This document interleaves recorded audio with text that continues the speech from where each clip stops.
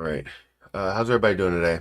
Make sure you guys hit that like button, hit that subscribe button, and hit the notification bell for more of these videos, more of these live streams. Appreciate anybody being here and taking the time out of their day, especially early morning.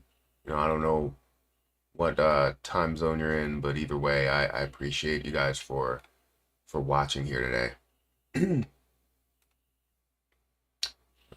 If you guys want to check out my links in the description, feel free to check out those links. Also, if you want to check out my link for BTCC, I went to my own channel. If you want to check out the link for BTCC, feel free to check that out in the chat. I'll post the link in the chat, and you guys can check out that because it is a great platform. I've been able to utilize it for quite some time. I'm trying to get into it right now, just kind of see where things are. Duplicate it and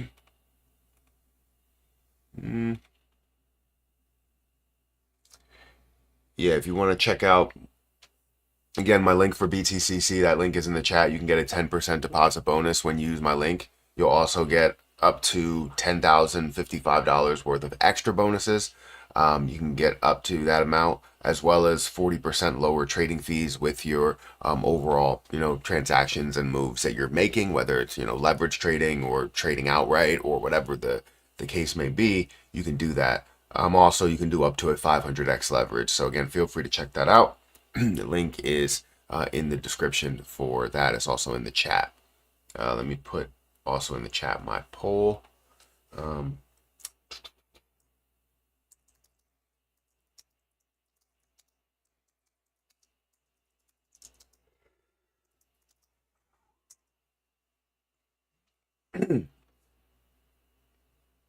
All right, so thank you for the 65 people that are here. Good morning to everybody.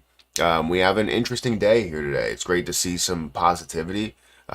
Yesterday, I think we only saw positivity, at least from what I saw briefly, was XRP. I did see some movement for what's that? YFI. You're in finance. So that has moved back up. It's still not above my cost basis, but it has moved up, which is great to see. But how's everybody's morning going so far? And any of the 70 people that are here. Good morning, Roman. Roman. Good morning, Chris. What's up? Good morning, Matt. Good morning, Ursel. Ursel Wade. Good morning. Marcus, good morning from the UK. Thank you for watching. I appreciate it. Good morning, Matthew. Bless you and your family.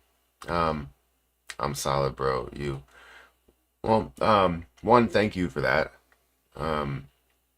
I think we're doing pretty good. I can't complain. This weekend was kind of busy. Played basketball, and I feel every bit of my 30-plus-year-old body at this point. So yeah, but it was still fun. I went a little bit too hard in playing basketball. I couldn't like it's just the urge to like try and block a shot, even though you shouldn't be getting up that high. Um, you know. So when I jumped in the air, I was like, I probably shouldn't be up here. And then when I landed, I was like, that's why. So um, yeah, I'm not doing that again. Good morning, Chicago check-in. God bless always, brother. Well, thank you for watching. Um, it's always crazy to see that you can have people watching from everywhere. From the UK, from Chicago, from Germany. I could see Jerry is from Germany. Thank you for watching. Good morning, Matt. It looks like we're heading for new high and new lows. I would love to just head for that for the former. Good morning from New Orleans. I'm going to be there in a little bit. I think like a month or two. I'm going to be in New Orleans for the first time. Honestly, I'm a New Orleans Saints fan, and this will be the first time I'm going to New Orleans. So, not during football season. Maybe I will at this point. Once I go there once, I might not stop going there. Signed in from Queensland, Australia. Thank you for watching. It's 7:43 p.m. here. Well, that's a good time. That's a you're up and about. It's not too late. It's not too early. So, sup, Unk? Predictions for crypto market. I don't know if I'm an Unk yet. I don't know if that's the case. Well, I mean, I am technically an Unk. I've been an an actual uncle for 18 years at this point. So, yeah, because my brother and my sister have had children for a long time. Lakers in 7. I don't know about that.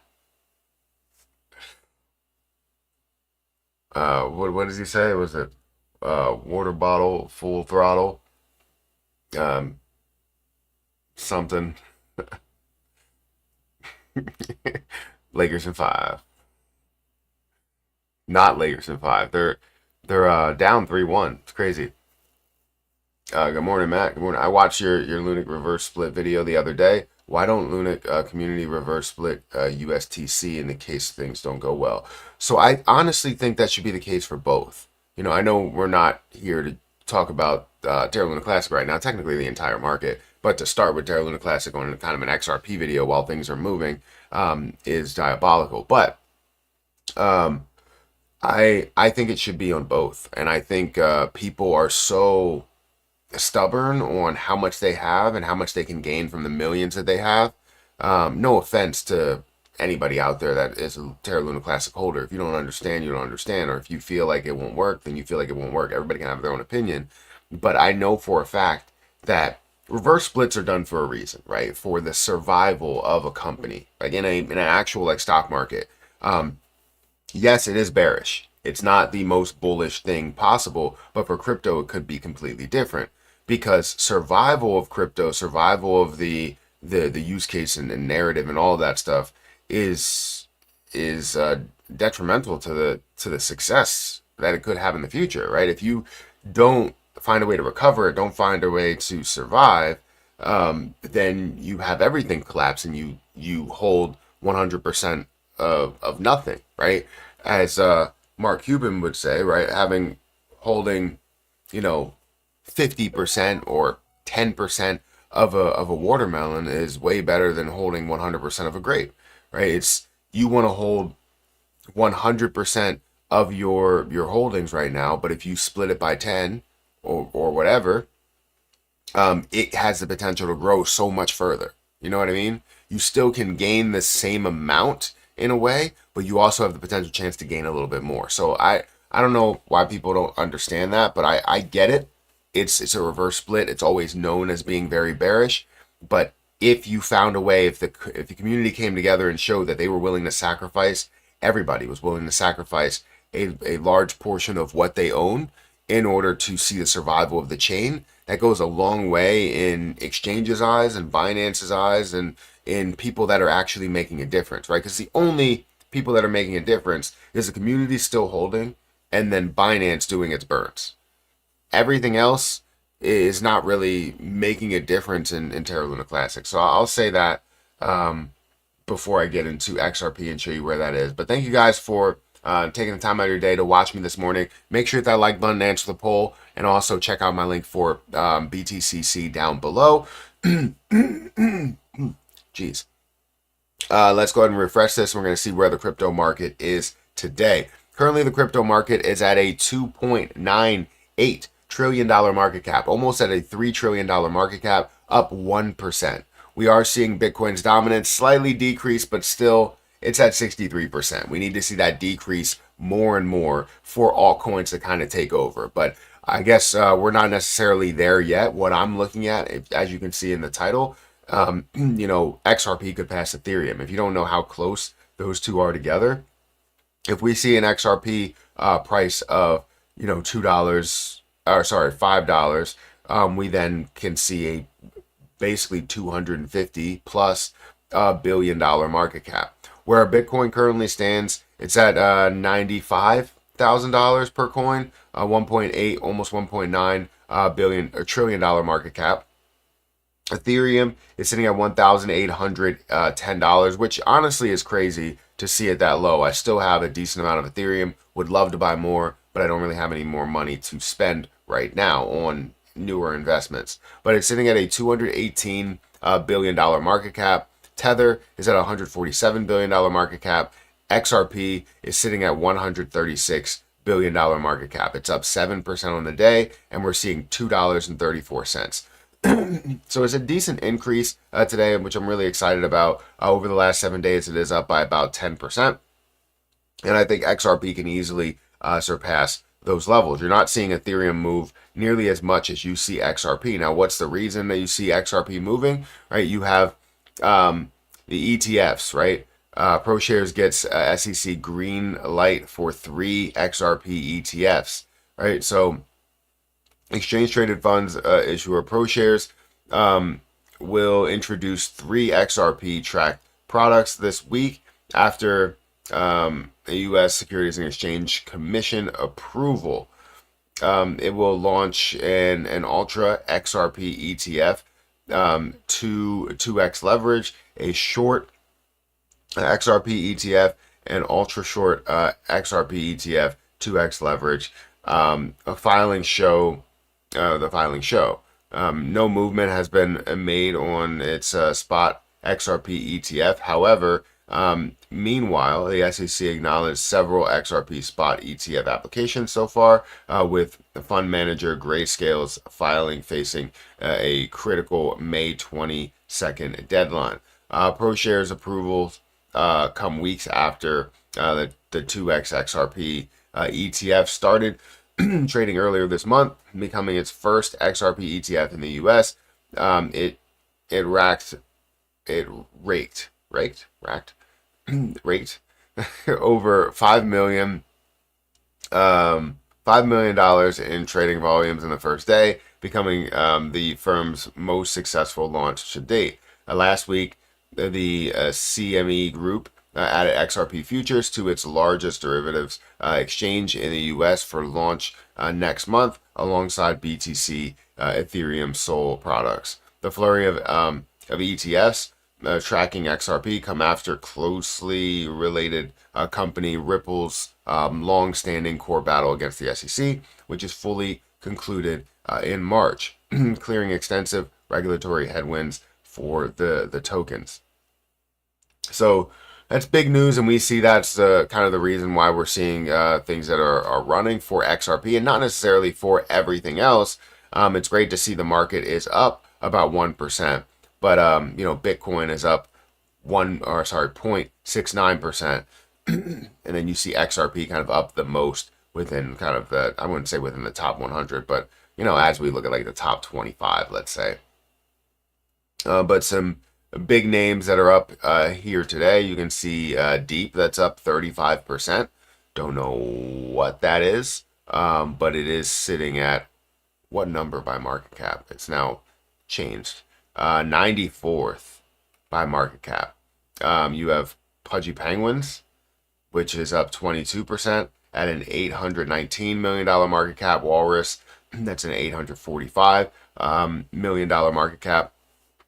Farcoin, Virtual's Protocol, Bonk, you have some meme coins that are up there, as well as XRP that's up 7% today. So, again, great to see this movement. I'm excited for, what's to come with this. But I think, we're obviously going to see a lot more as XRP continues to grow, as altcoin season happens, because we're still not there yet. How come XRP will pass ETH now top 4, going down to number 5? So wait, you're saying that XRP is going to go down to number 5? XRP is going to be, in the end, is going to be the top 1 cryptocurrency in the world.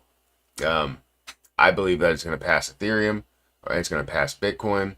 It just has more of a use case and more of, honestly, a community and FOMO into it that you don't necessarily get everywhere else.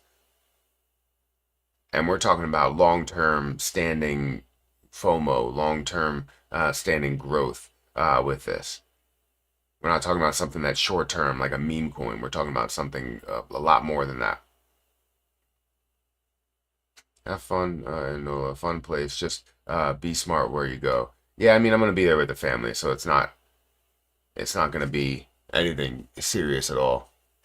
But yeah, I will obviously be smart. Um, you see XRP peaking in 2025 or 2026? I would say 2026. I feel as though this altcoin season has taken a little bit more time than what I thought it would take. Initially, would think that it would take. So I'm thinking more 2025, or sorry, 2026. But I think we are going to see some major movement, obviously, start up in 2025. It's just, again, the altcoin season happened.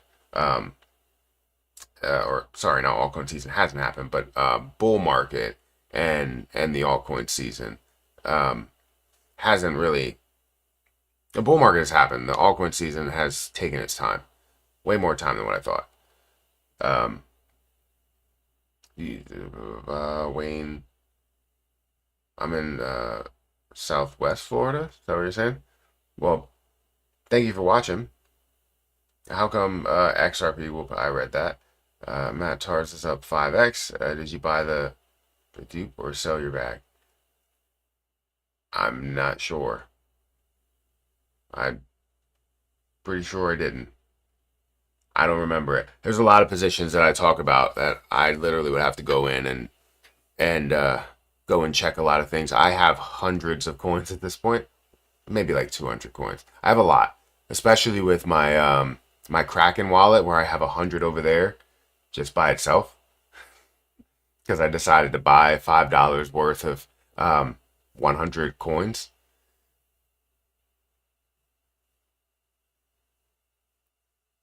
I know you don't want to talk about Luna, but everyone has taken on the project and seemed to drop the ball. You know why? It's Luna. Is Luna dead? It seems like they've given up.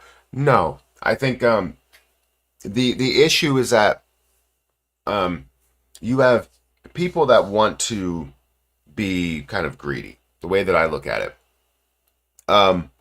for Terra Luna Classic, um, the beginning narrative was always about getting us back to where we wanted to be as a community. Right, the community wanted to get back to seeing the algorithm in place, seeing USTC repegged, all of that. That was the narrative, and burning was the way to go. And finding the best way to do that was the way to go. But then we transitioned into let's focus on just building the use case. If we build the use case, we get people back, right?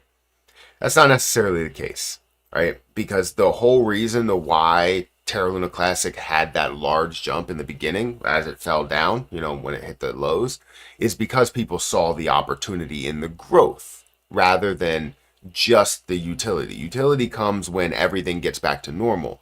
But if everything is not back to normal, you now have to build new utility in something that's brand new, right? Now, once they started building, not necessarily the utility, once they started building their projects and making their money. Let's say a company is making $100,000 a month in this new normal that we have, because people are deciding to buy what they have, or they make $20,000 a month or something like that. They didn't make that before. They didn't make the 20,000. They didn't make the 100,000, and now they're constantly making that. So what do they want to do? They want to make sure it lasts as long as possible at these levels, because once it gets back to normal, they are irrelevant. They don't make the money that they want to make, right? So anybody that's creating in the normal that we have now, this new normal that they feel like it is, they don't want it to go back, right? So that now you have the narrative, hey, let's just continue with utility, because if we continue with building utility, right, we now get into a situation where they continue to profit. Right? And they look great, whether it's new validators that are coming in and doing everything that they want to do with it, or whether it's just somebody building NFTs or something like that, right? They're getting something extra with what they're doing. If even to a sense where, and I'm not saying that this was the case, even to a sense where somebody is tracking like burns or something, we don't need to really track burns after the fact that we've burned off all the supply. So if we do see that happen, does it make sense to have that around or even look at that as something that's relevant? I mean, that's really the way that you look at it.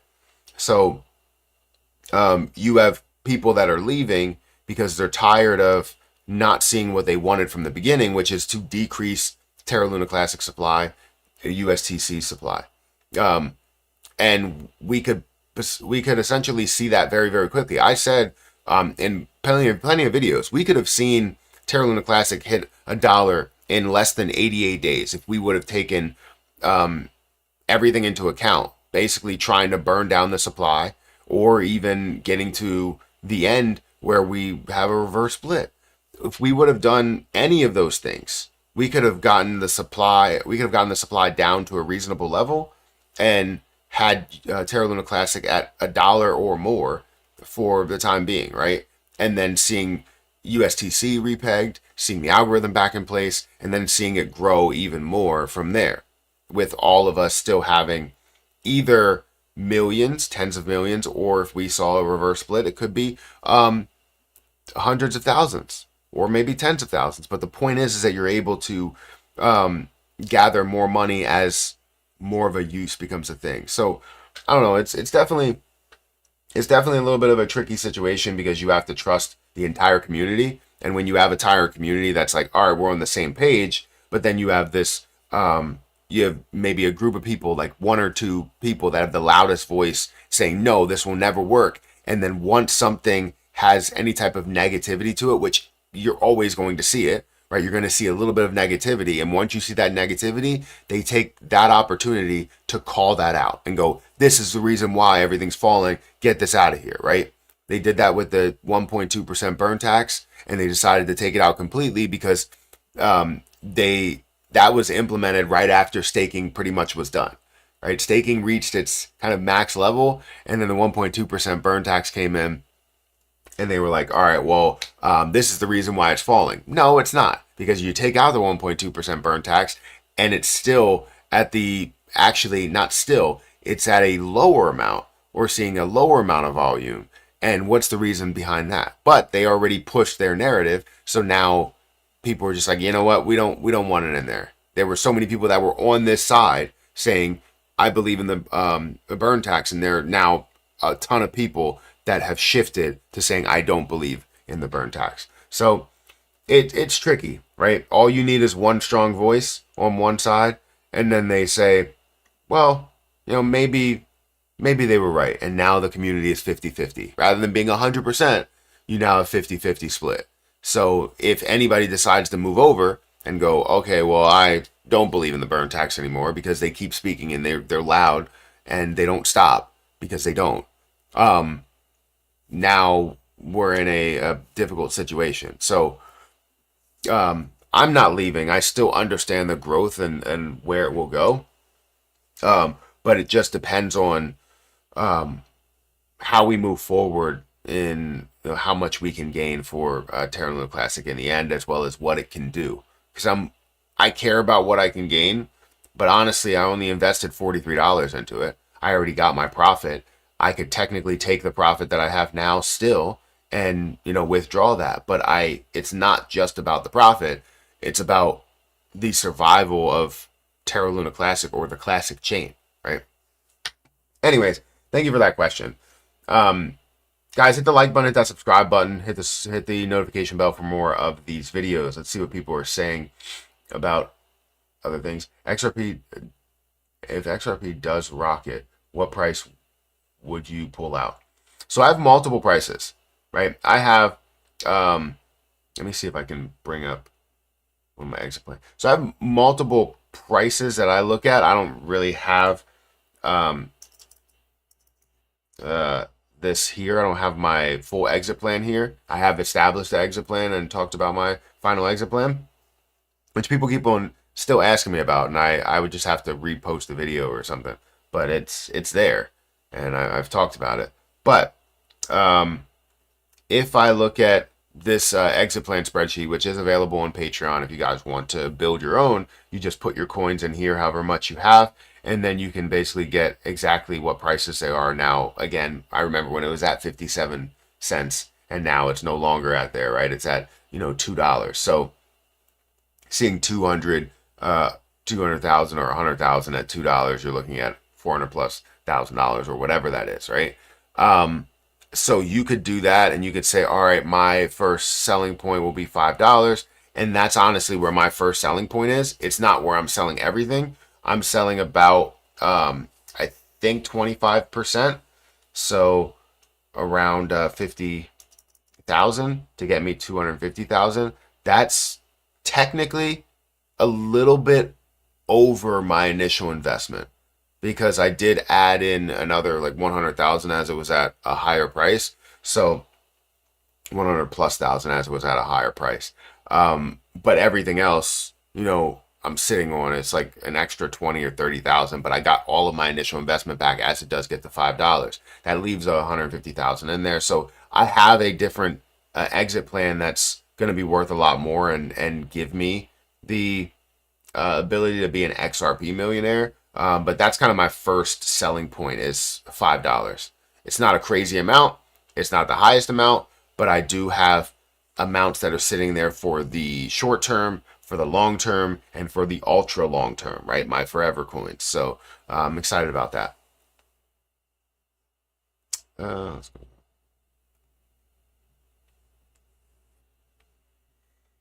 Blah, blah, blah.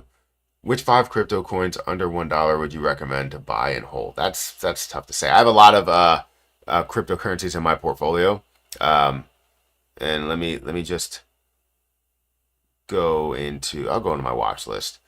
So if you're talking about under a dollar, I think Cardano is a great play under a dollar. I think Caspa is a good play under a dollar. I think JasmyCoin obviously is a great play under a dollar. Anchor is a good play. I think that's going to be decent. And then I have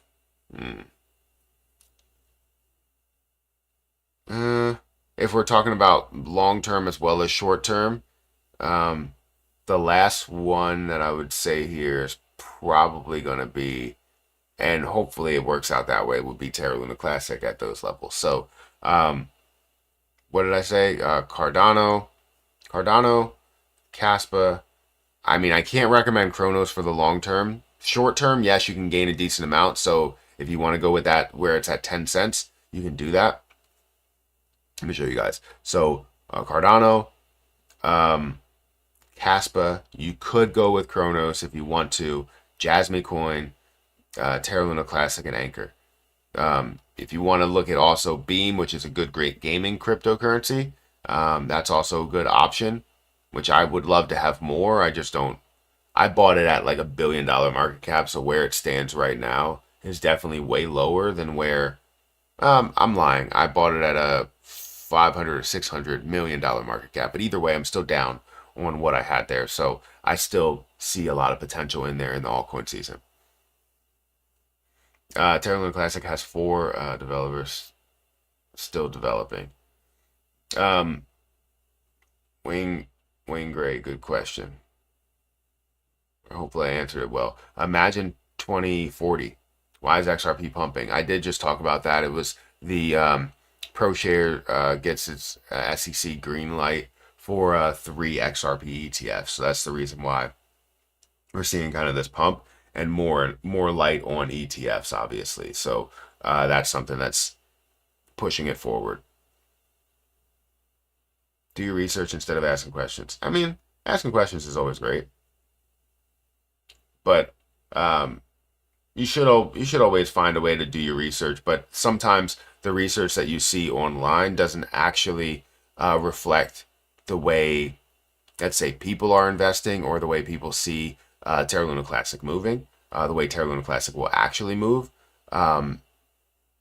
because it's always led by you do your research on what's happening, but then the why that's happening is still floating out in air somewhere. So I see it all the time where you have something right in front of your face, but then there's so much information behind the scenes as to why that's happening, and they're all opinions because you can't actually get the factual evidence of why it's happening. You have to kind of guess, but do your best job of guessing why that would happen, if that makes sense. Um, I'm trying to think of a clear example of that, but they say one thing, but they actually mean a different thing. What are some good references for research? So many bots and BS everywhere to scroll. Yeah, I mean, I typically will for news. I'll just type into Google. I'll find some good sources. Whether it's CoinDesk or something like that, and just try and see what's happening. Obviously with investing in general, you're going to have biases, whether people believe in crypto or don't believe in crypto, or want crypto to fail or succeed, or if they want a certain crypto to thrive over another cryptocurrency. It's kind of difficult. It's kind of just a shot in the dark, a roll of the dice. So you have to take in all the information that you read from the article, and then a lot of times what I'll do is, if I read an article that I feel like doesn't need, or tries to push a different agenda or something, and it's not like neutral or unbiased or anything, I tend to have to scrap it from my brain. But then it still comes up when people ask me about crypto. It's like, oh yeah, you know what? I remember this, but that came from an article that I probably shouldn't remember. So, whatever.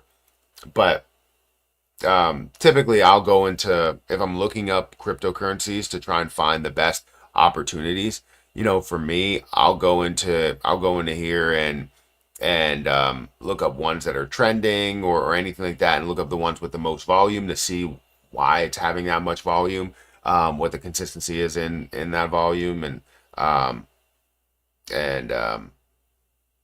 try and go from there, just to pick newer cryptocurrencies. But like I said before, I'm not buying any more crypto. The only one that I'm buying technically is CRO every day. I'm buying $10 per day, which maybe I should stop based on what has transpired in the last month or so. But I'm still doing it. I want to keep up with it because I've been buying for over 400 days at this point.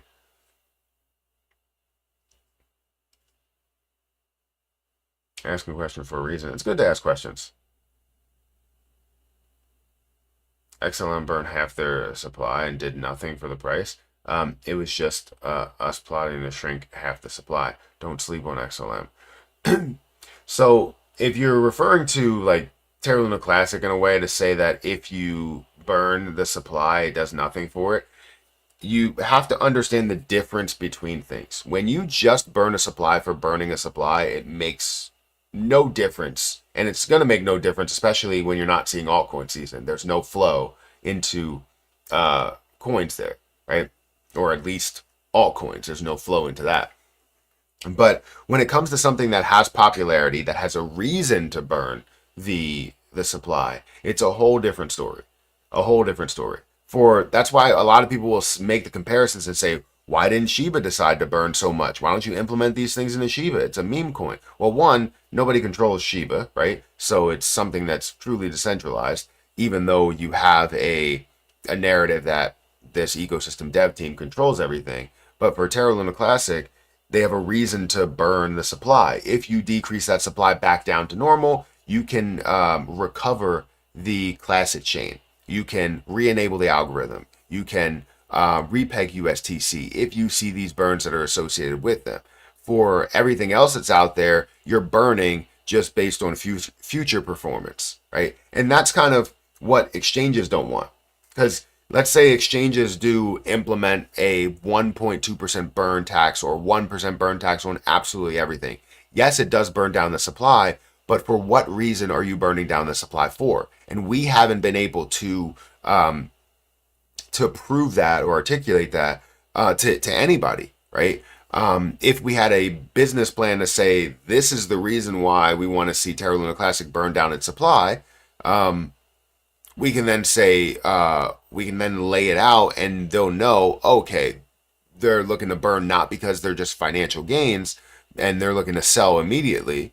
Not only that, they're looking for the survival of the chain to then invest more as time goes on, or wait it out and make money from it, invest into different projects and different developers and all of that stuff to enhance and improve the chain, and it's a completely different story. So that's the way you have to look at it, but people always look at it in comparison to say, well, this coin burned half its supply, or this coin burned 70% of its supply, and it did nothing. It's like, where was the popularity there? What's the reason to burn that supply, right?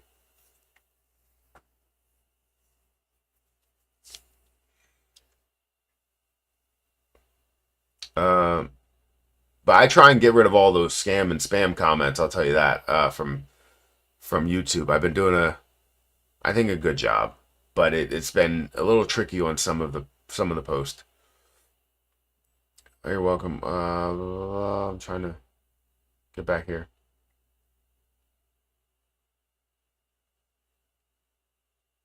Always invest in researching utility assets and have been around for more than one or two bulls. That's my suggestion. Yeah, I mean, you can definitely invest into ones that have been around for a very long time, but also not saying that they'll be gone. But what you tend to notice is that technology um, tends to develop or show up very, very quickly. Like you'll see newer things that happen, right? Newer iterations of what that cryptocurrency is or what that technology is. So you have to be selective in that manner because, XRP has been around for a very long time. Bitcoin's been around for a very long time. Ethereum has been around for a very long time. So investing into those are definitely safer. But Solana hasn't been around for a very, very long time. But you're still investing a boatload into that and seeing that reach $100 billion, and not investing into that could be something that's detrimental to maybe your success or maybe not, depending on what you invest into. But the point is that there's other cryptocurrencies that really either haven't seen the success in major bull runs, or has had more limited success in the near future or in the recent past and near future, right? You're looking at a Caspa, right? You're looking at a Solana. You're looking at some meme coins as well. That's obviously not utility, but still, you're looking at ones that have some potential for your gains as well as your long-term portfolio. So, like I've said, because obviously Warren Buffett has said it, time in the market beats timing the market. So it's not necessarily all for the short term, but you can find short-term success in a lot of these cryptocurrencies that are here.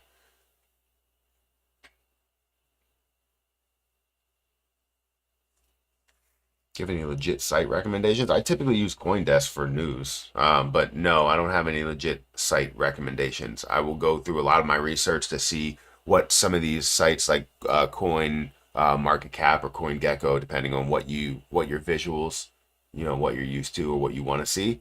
But that's where I'll do a lot of my research. Matt, I watched your Jasmy video the other day. The problem I think people have with it is they don't understand.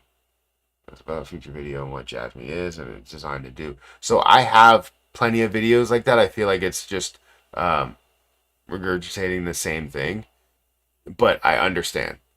Um, you know, and I understand where that's coming from, but yeah, I think where people have the issue with JasmyCoin, in my opinion, is more about the fact of like, what have you done for me lately? It's always that, because when JasmyCoin is running and increases, even though right now it's still at an increase of 200% or 300% or something like that, right? It's still at an heavy increase. Um, People still look at it as a what have you done for me lately, because in order to get up to those points, people have to invest to those points. It got all the way up to 6 cents, and if you look at the entire market, the entire crypto market, the only one that's still holding those high levels is Bitcoin. For JasmyCoin, for XRP, for BNB, Solana, Dogecoin, whatever, they are not holding those levels, and altcoin season is not upon us. So it's always about a what have you done for me lately. There's no question usually into that of like what JasmyCoin is doing, unless it's at a lower level, because you'll see all the negative comments, right? And That's where I'm with it, because once it starts running, you don't see any of that. Oh, JasmyCoin's not going to exist in a little bit, or JasmyCoin's not going to pass, 1.5 cents, or it's going to drop below 1 cent and never return, right? And you see all those comments, but then as it starts to grow, as it starts to increase 100, 200, 300, 400%, 500, 1,000%, now there's no more questions there, because, everyone's excited about the movement that we are seeing. So it's always a what have you done for me lately situation in any position. I've noticed they're never satisfied with the movement that you've already seen. Like, I can say I invested $4,000 into JasmyCoin. It is currently at about $18,000. So I'm not upset with it, right? Just because it's not at 6 cents anymore, I'm not upset with it. Yes, if I would have sold at 6 cents, I would have been able to make a boatload of money to then reinvest at the bottom here. But who's to say that that was always going to happen? Whenever you decide, for some reason, I don't know why it happens, whenever you decide to sell everything and try and act like you're timing the market and be Mr. or Mrs. Perfect, it's something that can take away from your future gains. You're like, I gained $30,000, but now JasmyCoin's at $1. You could have gained $600,000, $800,000 from your investment, but you gave up all of your gains for being able to time the market. And yeah, their gains are gains. You should be happy with it. But if you have so much more potential as a larger part of the bull market comes, why would you decide to sell yourself completely short and sell absolutely everything? Time in the market beats timing the market. But anyways, yeah, you're right. If everything gets tokenized, does that mean that there will be no bear markets? No, that's not what that means. The bear market probably won't be as strong as we adopt crypto a little bit more. But I think those lesser bear markets that we're searching for will happen when it comes to having these all-encompassing ETFs. I don't know if anybody understands the ETFs that we have now are primarily just tracking the individual positions, whether it's a Bitcoin or Ethereum or XRP or Solana or whatever, individual positions, which is fantastic, but it's also not generally what we see within an ETF. When we invest into an ETF, it's like, what companies is that ETF investing into, right?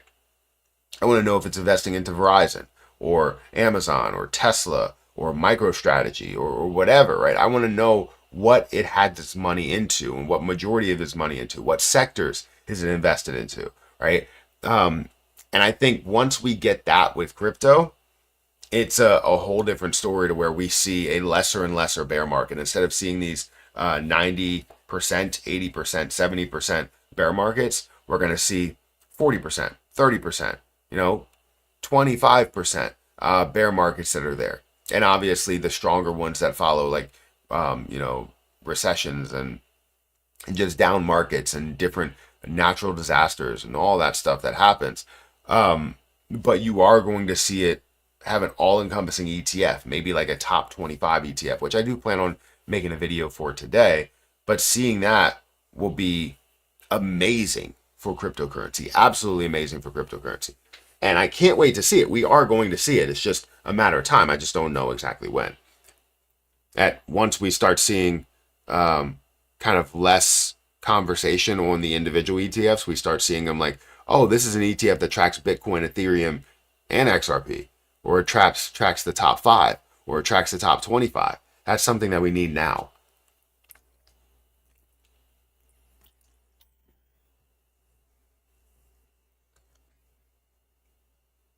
No Doge. Casper did good yesterday, did it? XRP up overnight. Yeah, we're seeing XRP up by about 6% today.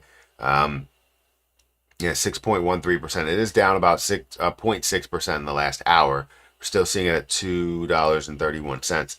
But it may play catch up with the market, because the rest of the market is kind of flat. So if it's playing catch up with the market, and things like Ethereum are dropping here, you might see XRP that decides not to run anymore. He asked you long-term holds. So I look at a lot of things as short-term and long-term holds. As I look into my plays, long-term holds, first of all, mean over a year, right? So can you hold those over a year? Absolutely. When you talk about the longest of long-term holds, honestly, you still end up looking at the top 10 cryptocurrencies, top 25 cryptocurrencies, and picking and choosing based on, what you see within their use cases. But a lot of the ones that I looked at, JasmyCoin could be a definite long-term hold. You look at Cardano, absolutely, right? And some other ones I think I might have mentioned. I'm trying to think of what they are. Caspa, absolutely, yeah. There's a lot of opportunity within what I mentioned.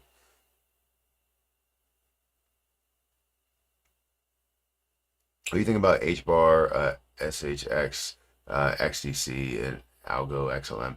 So I like XDC, XLM. I'm not going to go through all of them. Obviously, I have HBAR. I don't have XDC or XLM.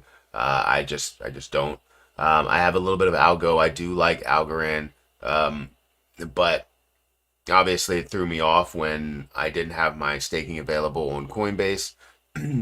So I only hold a little bit of it, but I still hold some. So I like a lot of those positions that you mentioned. I just haven't looked into, I don't think, Velo and SHX. So yeah, if you think of HBAR and XTC, I just mentioned that. I like both of them. I have HBAR. I don't have XTC. I'm so tired of bots. Yeah, I mean, they're here. Some YouTube is research. Yeah, I would say a lot of it is more about like what's popular. It's less about like all the research that you do, but some YouTube is. If you go to some of these bigger sites that, or some of these bigger, channels that do, break down, like fully break down a cryptocurrency, one individual cryptocurrency based on, what their, topic is, or not what their topic is, what their format is.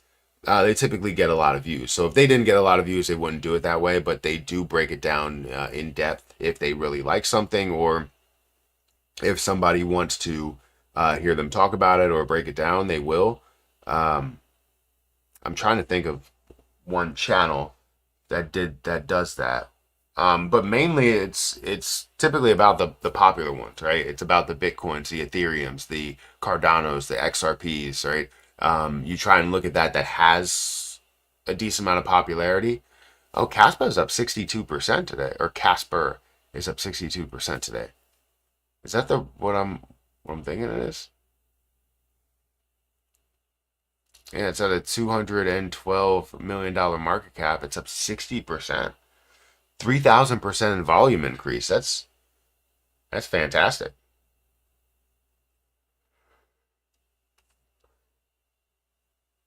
Hmm. I'm tired, man. Take 20 opinions and then guess. I mean, sometimes that's the way that it is, depending on how new the cryptocurrency is, or um, how little research is out there.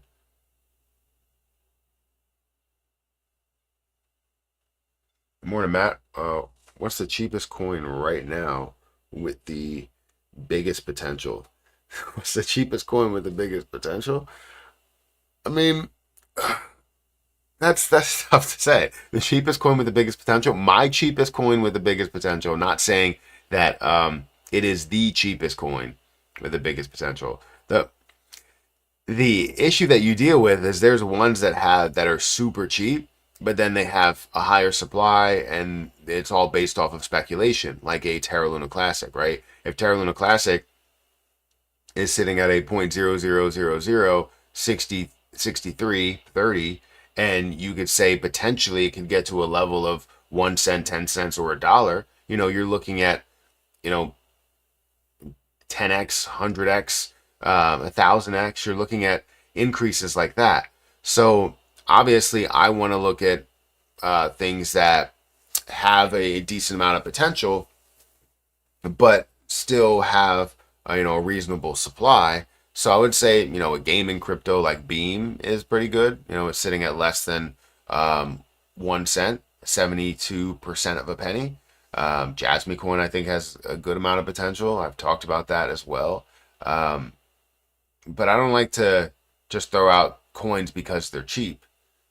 I like to look at things that do have a larger amount of potential. And honestly, the ones that have that potential to continue to be talked about for the long term are the top cryptocurrencies, right? Like Ethereum, like Bitcoin, but those cost a lot, right? So XRP sitting at $2.32 and potentially seeing that, be where, let's say, Bitcoin was, and 10 years from now being worth, maybe thousands of dollars, that could be fantastic. Could be. Not saying it will be, but it could be. It depends on the different things that are implemented. So there's a lot of opportunity. I wouldn't go with what's the cheapest. I would just go with what you think has a decent amount of potential. Whether you have $100 to spend and you want to just get the most cryptocurrencies or most value out of that $100, I think you need to baby step your way into the markets rather than just try and hit a home run off of that $100.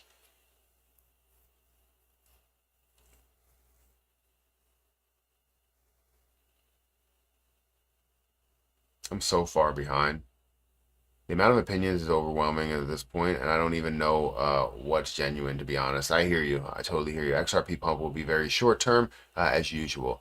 Do you have an Instagram? I do. I just don't really, I don't use it for cryptocurrency stuff or investing stuff, honestly. I don't think I do. I want to keep it more separated, I would say. But then again, it's still in my on my channel page or something. I get a lot of comments related to that stuff, but I don't know. I don't really post much about it. Honestly, I don't post much on Instagram. I should, but I don't. I hold crypto because it's my collection. I don't care about the money. I just like to wait and see. Why not? Yeah, I can't say that I'm there. I have a certain amount that's kind of considered as that. Um, like my forever cryptocurrency that will always sit in my wallet. I don't plan on doing anything with it. That's kind of my collection. It's kind of like me collecting, sports cards or something, which I just got.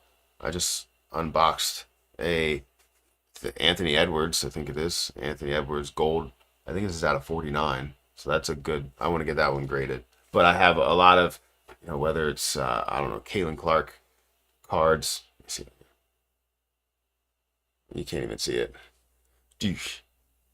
No. It just did it. Either way, Caitlin Clark card. This is only an 8.5 though.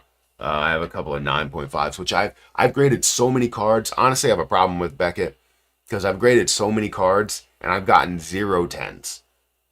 Gotten so many 9.5s, I've gotten 0 10s. Like I don't know what their situation is. They won't give me a dang 10 on a card, which is great because then it makes the 10s more valuable when you do get it. But I feel like with the different cards that I've had and I see the breakdowns of it, they should be a 10. You know, if three things within the categories get 10s and one gets a 9, that should still, in my opinion, be an average of a 10. You should round up and get it to a 10. But they just don't do that. And it's like the difference between a 9.5 and a 10 is like very small. So like just give me a dang 10. Like I literally I wanted and I know this is not crypto related, but it's collection related. I wanted a lot of things. I wanted a lot of things. I have a ton of Caitlin Clark 9.5s, 9.5s, 9.5s, 9.5s. Like just, it's crazy. Just give me a dang 10. That's all I want. Just 110. It's a base level Caitlin Clark card, Michael Jordan. Caitlin Clark cards, most of them. and others, right? Cameron Brink and Angel Reese and all of them. It's like all I need is a 10. That's all I need. One, just one singular 10. You skip right over my last question. I asked you about Ayuki. I don't know what that is.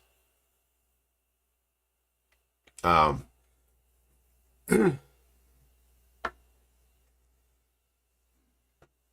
I'm down only 12. I'm skipping kind of a lot of questions because I'm way far behind. XRP will soon hit $500. That would be great. Why does XRP have only 60% circulating supply? Because they continuously add more supply to circulation. So it does not dilute itself, but it does get diluted over time. But either way, as you see things grow, even if you are at a 100 billion coin supply, it does have a natural burn to it. It's just there's a lot in escrow. And honestly, that escrow could be used as a reserve. We don't know what that escrow is going to be fully used for, but right now they continue to release the escrow. It's supposed to be $1 billion a month, but I haven't seen that. I've yet to see that.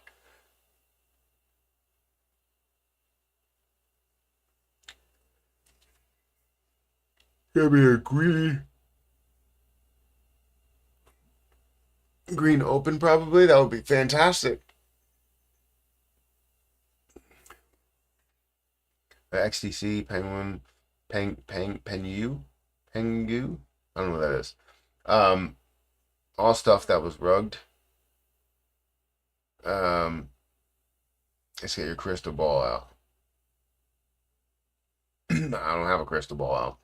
I don't have a crystal ball anywhere.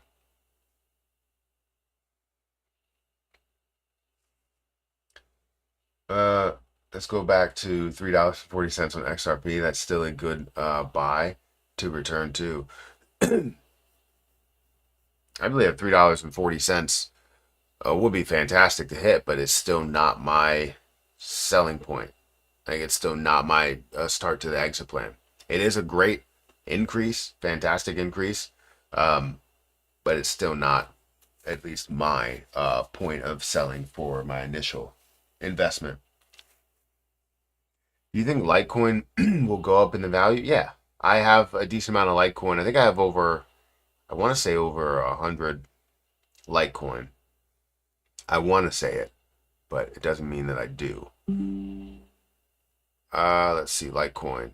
Yeah, I have 133 Litecoin. I think 100 sits in my Ledger wallet, but 33 is out and about in my Coinbase account, I believe. So let me see, Litecoin. Yes, I have 33.3 that's sitting in my Coinbase account. I think, yeah, we're gonna see a lot more growth there. I'm talking about thousands of dollars or $1,000 per coin plus. That's what I'm looking for, right? It got to almost a level of 500 at the peak point in the last bull market or last altcoin season. We're going to see a lot more there.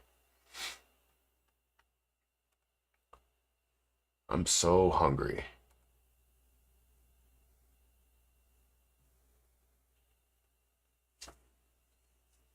I got a lot of old cards. Never got them graded though. Yeah, I try to get as many graded as possible, especially the ones that um, either me or Harper do like, because Harper plays basketball, and I got her and Hayden a graded a 9.5, another 9.5 graded Caitlin Clark pink ice and red ice cards. So I have those in their rooms, and I wouldn't say those are the highest value cards that I have though, but I've been collecting a lot of WNBA lately, and I've just transitioned to move to the kind of getting more NBA cards, especially with some really good like up and coming stars like Wembanyama and uh, Shea Gilgeous Alexander and Anthony Edwards and many others.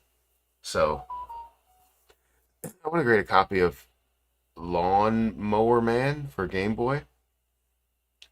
I'm one of few people with it. Really? That's Cool. I don't know what that is. The only game I played on Game Boy was all the Pokemon. Pokemon Red, Yellow, virtually all of them were the same. But I played all of them. Maybe sell before 3 month tariff pause is finished. Another 2 months. I mean, that's totally up to you. That's up to you. I mean, a lot of times within those downtimes, you see opportunities. I'm just done buying crypto for the time being. So whether we do see those opportunities or we don't, I'm not sweating it because again, it's set up for the long term. It's not set up for something to happen right now, and I don't need the money right now. Would love to see that XRP is a certain level and I have a certain amount to just put aside somewhere or put into my dividend account. Would love that. If if I can add over $100,000 to my dividend account in one shot, that would be fantastic. Um, Obviously, I have to account for taxes, but I would still be able to put over $100,000 in my dividend account and then keep good like 50 or something.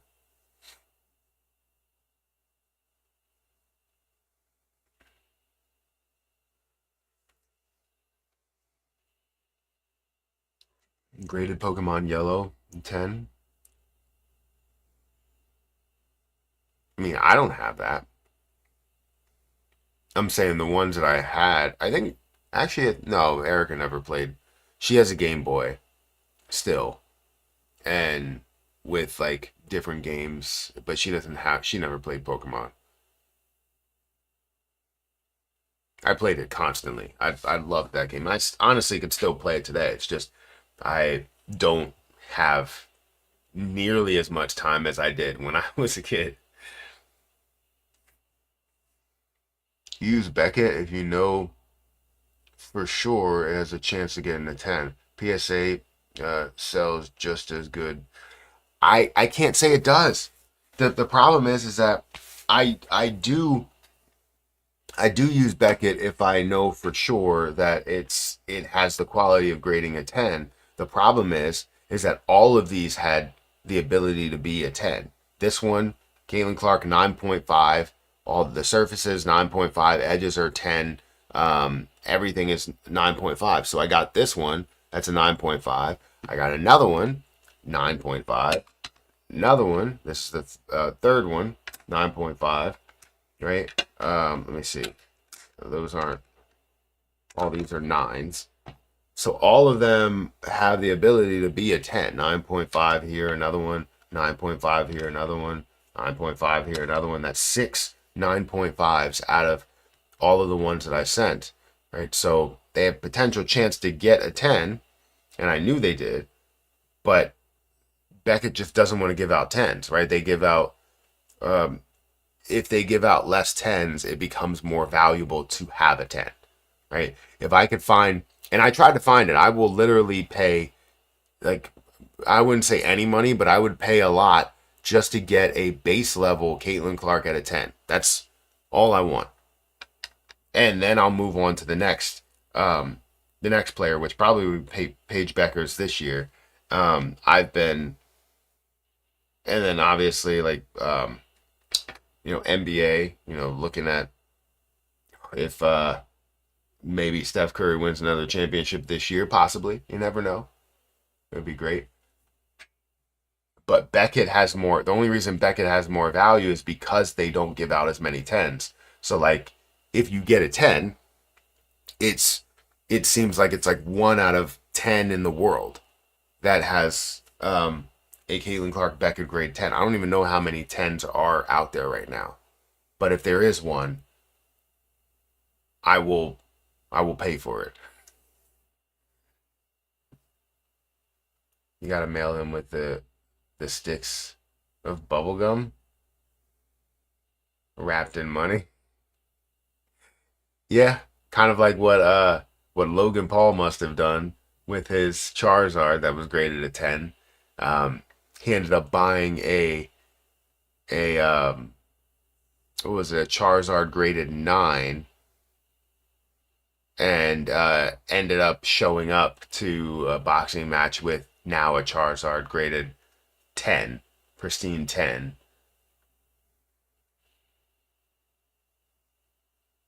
What's moving? Guys, we have 189 people here and we have 200 likes. I just want to say that I appreciate you guys for being here. I appreciate you guys hitting the like button. And if you guys want to check out my link for BTCC, feel free to check that out. The link is in the chat. You can get a 10% deposit bonus when you use my link. You'll also get up to $10,055 worth of extra bonuses, depending on what you have to do for those things. So feel free to check that out as you sign up. You can get 40% lower trading fees when you use my link. You'll also get the ability to trade up to a 500x leverage. They offer you kind of three different types of trading, right? You can leverage trade, you can trade outright, and you can demo trade. So you can do everything that you really wanted to. If you don't have a strategy that you've perfected yet, you can demo trade, and they give you $100,000 in order to trade with. I would recommend trading with what you're looking to trade with and see what you can grow. And then make sure you're disciplined with the money that you have. Don't look at it and go, I have endless money. No, treat it as if this is real money. Take $1,000 or whatever it is and just make your moves with it. But make sure you're being very cautious, that you're not taking on too much risk. You're not doing a 500x leverage every single time. And then you can go from there. So feel free to check out my link for BTCC. It does help out the channel. They are a partner with the channel. So it is a great deal if you guys do it, or it means a great deal if you guys do that. So let me just check my assets here.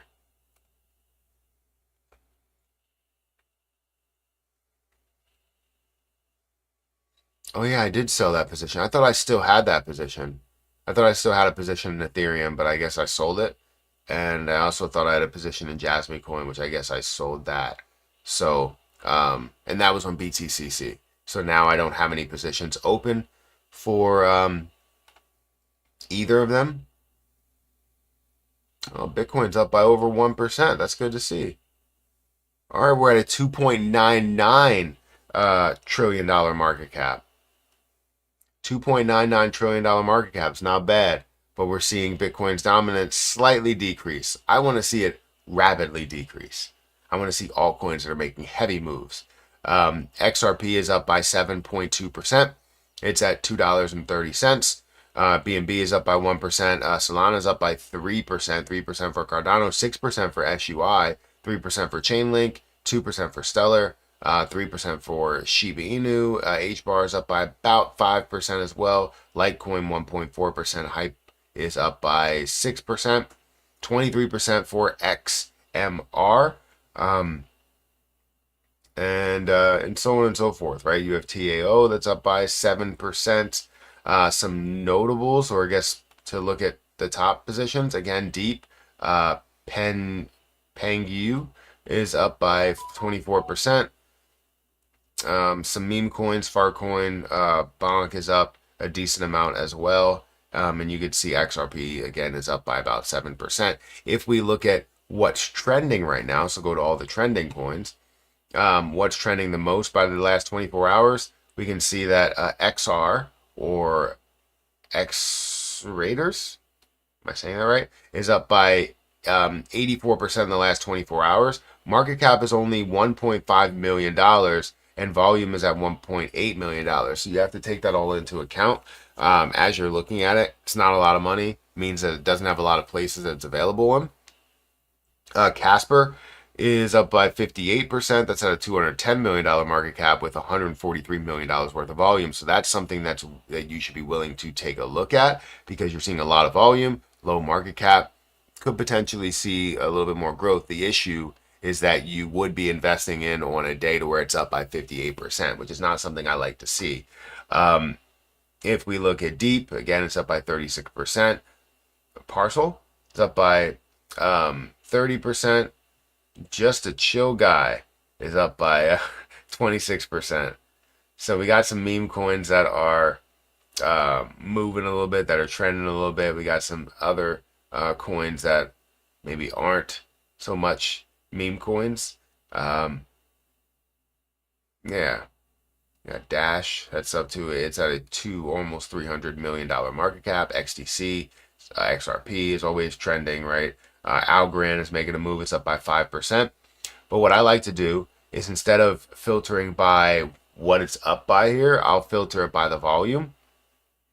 And I'll look at some of that, right? Obviously, Bitcoin, Ethereum, XRP, Solana, SUI. Again, it's great to see, a lot of volume. So maybe if you weren't a fan of it, you start to look into it a little bit more to see that volume. Cardano being high in volume, Pepe being high in volume, Litecoin having a lot of volume, $366 million in volume.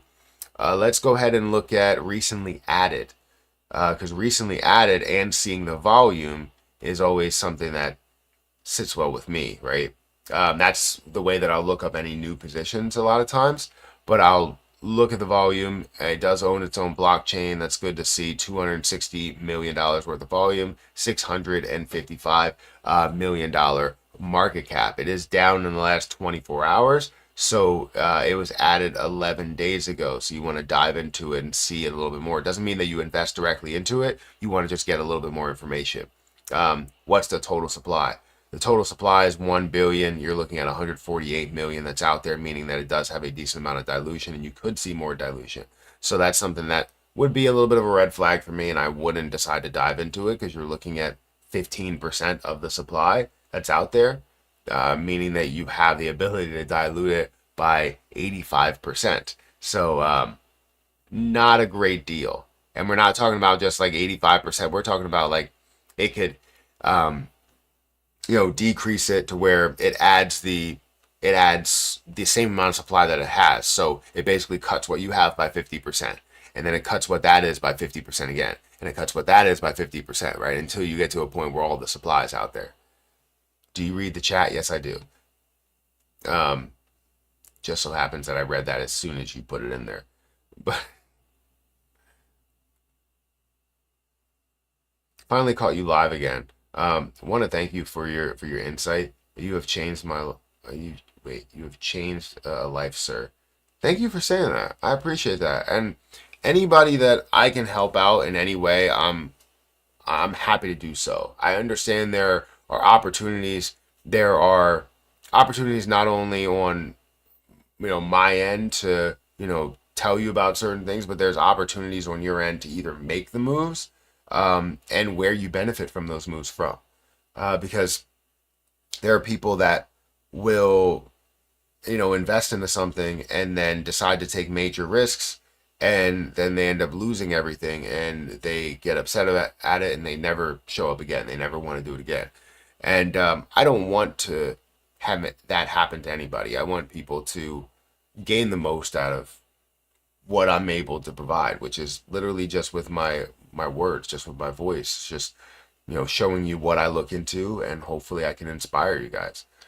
I got a little bit upset the other day, actually yesterday, and luckily Erica was there to just talk me through this, because everybody that I want to help out, in my family doesn't want to be helped out, and you can't help people that don't want to be helped. But then if you're the person that has it all together, they always come back to you and say, look, I need your help, and I'm willing to accept help now, while they're in the toughest situation they could possibly be in. And it's like, I tried to give you like everything that you could have gotten, or everything that you needed from the beginning stages. If you're just graduating high school and you have so much to do, you have so much in front of you, and you decide to go off to the left and do nothing, and then you end up getting into a horrible situation, or a horrible life, and not having a career and all that stuff. Like, I tried to help you in the beginning, and now the help that you need is more, I don't know what words I'm looking for, is pushing kind of into my life and my family's life, rather than me trying to help you out and then you creating something for yourself. It's now you may just need assistance from me. So it's so difficult because anybody that I want to help, they technically don't want to receive help. And you can't force somebody to receive help. You can't. So it just makes me sad because now that it gets to that point where it's like, I need your help. I need this, this, and this, and I have to say no. Now it makes me look like the bad guy for not helping them. But 2 or 3 years ago or 5 years ago or whatever, I tried to make sure you got on the right path. And I'm seeing it as an uncle, of children who are now going to, start to transition into their next life, where they're after high school or now starting to make these moves on whether they should or shouldn't work or driving or whatever. These decisions that you make are crucial. You shouldn't need to pick your career right away, but I think you should want to give yourself options. And if you don't give yourself those options, you end up accepting that, a job at McDonald's or, a job at, a retail store or something is your forever career. And that's not what it should be. I want them to invest. I want them to invest in themselves, not only in stocks and businesses. I want them to invest in themselves. So it's something that hurts me because I try so hard to help. But if people don't want to be helped, it's like, what can you do? That's what Erica said. She was like, what can you really do? And I was like, I know, but it just makes me feel horrible to know that now when it gets to the end where they're like, I physically need your help and I can't go anywhere else, I have to say no, right? I can't get to that point. I'm holding two Drew Brees rookie cards graded 10. I have some LeBron James rookie cards. 8 of them all graded 10. In Beckett or PSA?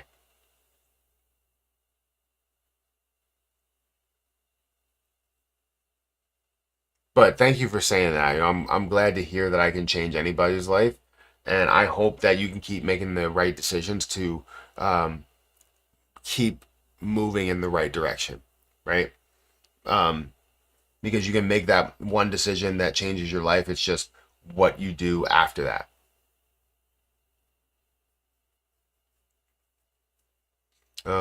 Wanted to make sure you're not AI. I might be. Yes, AI has the ability to answer these things. Like I have my glasses that I was asking questions to. I was at Hershey yesterday and I was asking questions to it, and it's just, and I was asking it things like, what am I looking at? And it was telling me like I'm looking at Wildcats Revenge ride at Hershey Park, and it's like it's telling me everything that it is. It's so cool. I love it. You can ask them out of glasses. He's not. I might be AI. Just check my fingers. If you ever made a picture or asked for a picture with AI and they have like 17 fingers or 3 fingers, if you look at their hands, that's a tell sign that it's like it's AI.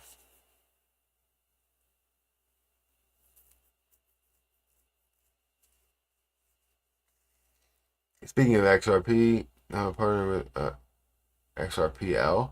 That's a moon, guys. Oh, Cretify. I didn't know that. What do you think about SHIB and Pepe coin? I mean, they're meme coins. They're gonna have movement this altcoin season, but meme coins are meant to do one thing. Most meme coins, not all of them. I can say that because things like Floki exist, right? So meme coins are really meant to do one thing, which is create hype and give you gains, give you the opportunity to gain. But there's always going to be a winner and a loser. So some people have to win, some people have to lose. And if you're in the beginning stages of things, you're going to see these things pump, but know that a lot of these people that are pumping it to these prices, like if they pump it to a level where it's at a $50 billion market cap or something, or $100 billion market cap, or even more, there's somebody at the top of that bought at those levels thinking that it's going to go a little bit higher. And I don't want you guys to be that person. I don't want you to get caught in the FOMO, and it sucks to even know that. That's the one thing about investing that if I have to explain to a newer investor, they're like, so if it goes higher and people are buying, like like how are they making money? How is everybody making money? And everybody isn't making money. So I think we'll see some major movement within them. I still have both of them. You know, I have Pepe, I have Shib. I don't have a lot of them. I would say my highest meme coin that I have is Grok, the most that I paid for it. But yeah, I still have them. I still have 100 million Shib. Hopefully, we see something even bigger. And then I have, I don't know, like $400, $500 worth of Pepe. Not a lot. I'm late to the live. Good morning. What did I miss? I mean, a lot of conversation, I would say. We figured out, obviously, why XRP is making moves, and it's because of the more ETF news where the SEC greenlit for 3 XRP ETFs. So that's always big for why, you know, and that's why we're seeing XRP move the way that it's moving. But everything else, you know, we're trying to get an explanation of some other things that are moving a little bit. But the overall market is sitting at about a $3 trillion market cap. It's up by 1.3%. Bitcoin is up to $95,000, which is great. I still think maybe I should make another move into Ethereum. I don't know why I decided to sell that Ethereum that I had, because it was more for the long term anyways. But and this is BTCC. This is a leverage traded Ethereum, and that's the only reason that I did it, was just to be able to collect my initial, not my initial investment, but my profit as well as initial investment. But yeah, I probably should make another move into a different position on BTCC. Something that may not be up a crazy amount, but something that still gives me the ability to kind of leverage trade long term and gain a lot throughout it. So I'd say maybe a Litecoin.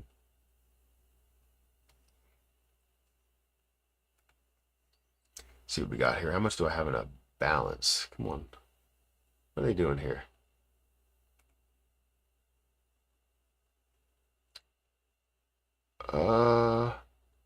TCC futures market. Okay, let's see. So it's at 95,000. That's not what I wanted. I get starving. I need like a Pop Tart or something. I just want a SHIB to hit 50 cents. 5 cents or 50 cents? I mean, that would be amazing if it's 50 cents, but yeah, I would love that as well. ETH should pump, and then I'm hoping Jasmy follows. Yeah, it's typically what we would see, but ETH is not pumping like heavy right now. Come on, let me get to ETH. Ethereum. And I think I want to do a leverage trade on this. I just don't know how much I have in my possession. Looks like I don't have anything in there. I'll have to go back and look at that later. So we have 192 people that are here. Make sure you guys hit that like button, hit that subscribe button. I greatly appreciate anybody that has taken the time out of their day to kind of show up and be here and be a part of, you know, this live stream, be a part of this community. I appreciate it. If you guys want to hit the like button and hit that subscribe button, it does help me out a ton. If you also want to check out my link for BTCC, this is the platform as we go through it. Platform is great. You can leverage trade up to a 500x leverage on some things. This is Ethereum, so it's 100x leverage. I think you can do a 500x leverage on XRP, but again, I don't recommend doing a 500x leverage. It's so difficult to easily or accurately predict that it's just going to increase. Understand that when you have higher leverages, it means that you have more of a chance to lose everything that you've invested. So if you put, let's say, $100 in on ETH, and as you invest that $100 on ETH at a 500x leverage, right? You're now saying that I only believe it's going to increase. But if I have a mistake and it decreases by 0.5%, you then lose absolutely everything that you put into that position. So your $100 is gone. But if it somehow grows from where you are at the time where you invested up a massive amount, you're obviously going to be able to gain a massive amount with the 500x leverage. The issue that you deal with is you're taking on that risk, a very large risk for a potential large gain, but you have to make sure you time it the right way. If you don't time it the right way, it's just not going to go the way that you hope, and you're going to lose a lot of money. But you can always, I recommend doing a leverage trade of like a 2x to 10x leverage. I don't recommend anything really more than that, just to be able to kind of protect yourself a little bit and give yourself a little bit of room to be wrong. Because everybody, we see the markets go down more than it goes up. So you just want to make sure that if you're wrong, you're not completely wrong to where you lose everything. You have a little bit of room, and then it can bounce off of that level, and then you can be right again, right? So feel free to check out my link for BTCC. They have live trading. They also have demo trading to where when you get started, you can have, $100,000 balance. Like I have a demo trade in here for Ethereum that I put through at a 3x leverage. And look, it's up $527. So I'm up from what I invested, which was I used $1,000 into this, and it's up $527. I don't know why I didn't keep. This is what I could have been up on my other investment, but I decided to take the gains and just leave it go. But this is up $527 or 51% on what I invested, where I invested. So you could demo trade, you could trade outright, whatever you wanted. Like, it's crazy. One, it's amazing to see that, and I can't wait to see that for the long. But the problem is that if you do this where you demo trade and then you end up gaining a crazy amount, let's say I did put this in here and later down the line at $5,000, I now see what I could have had at $5,000 per coin. And if I go to profit to loss ratio, or not ratio, but if I add a stop profit and I wanted to get to a $5,000 price, that is $6,896 worth of a gain off of that $1,000 that I put in there. And it gets to a $5,000 price. And obviously, if it gets to even more than that and finds a way to get to that $10,000 price, it's $17,000 that I could have gained. So this is all more coulda, shoulda, wouldas, because you're not actually investing any money. You're demo trading. So this is primarily just to find a strategy that can work for you. And then you go into live trading and you do it live. Anyways, check it out. Link to BTCC is in the description. It is a good platform. If you struggle with it, talk to me on Patreon. We can always chat back and forth about it.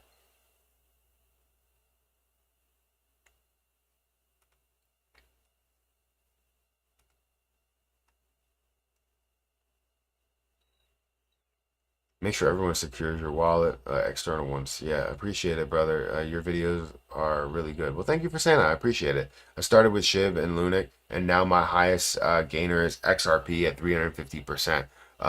Overall portfolio hasn't dipped below 150% green. I wouldn't be here without this channel, and more to come. Thank you, Chris, for saying that. That means the world to me.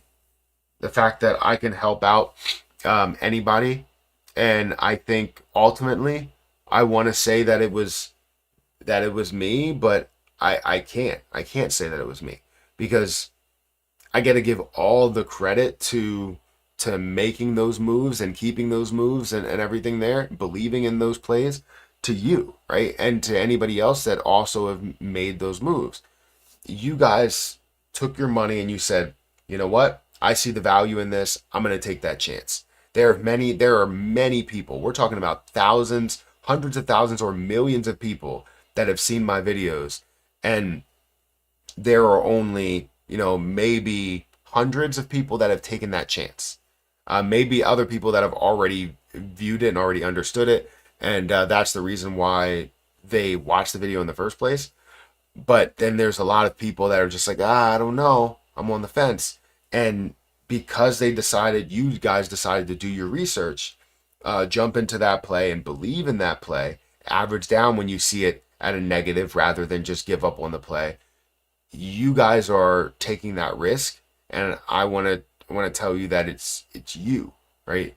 I may be the person that opens that door, but you guys are walking through it, and I think that means a lot to me that you would give me that credit. But I want you guys to know that it's you guys. I want you to feel confident in the next investment that you go into and say, this is the reason that I'm investing into this. It's not because I'm just going all in. It's because I believe in this and I've done my research on this. And that's something that you can gain from having just that little bit of confidence to say that, you know what, you're right. I did do this, right? You did make that move. You are holding it. You did average into it. You are going to establish your exit plan to give yourself profit in the end. And when you have that profit, you can now confidently make your next move because you decided to make that move from the start. So I just want to tell you that that's the way that you should look at it.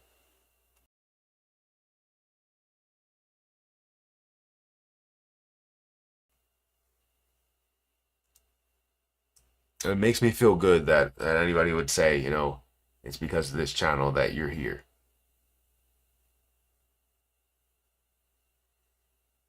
Bitcoin at 95,000, going to 200,000 soon. Would love to see it. Obviously, I'm not the biggest Bitcoin fan. I'm more altcoins all day, every day. XRP is up for good. Had hoped to buy yesterday at $2.24, then woke up at $2.34. Yeah, I mean, there's always opportunities. Matt's about to have on a rapper chain in the next video. I can I can feel the bull run coming soon. I don't know about that. I mean, I like things that are subtle. This is um, very. I try to keep it subtle. This is very subtle. Nothing crazy. I don't like. I don't really like those huge chains. Anything that's heavy on my neck. I need to make sure that my posture is good. Yeah, but I do like some very subtle jewelry. That's why I didn't want to go with like anything bigger in my ears as well. I just went with a standard. I think it was three or 4 millimeter. Yeah, it might be 3 or 4 millimeter. I mean, for Erica's ring, it goes by the carat size, which I don't know how people spend the money that they spend on rings, where they're like, oh, my ring needs to cost $100,000 or something like that. Like, I don't. Wouldn't that diamond be absolutely huge? Like we were going through and we were looking at different carats, and anything that was over 3 carat, it was huge.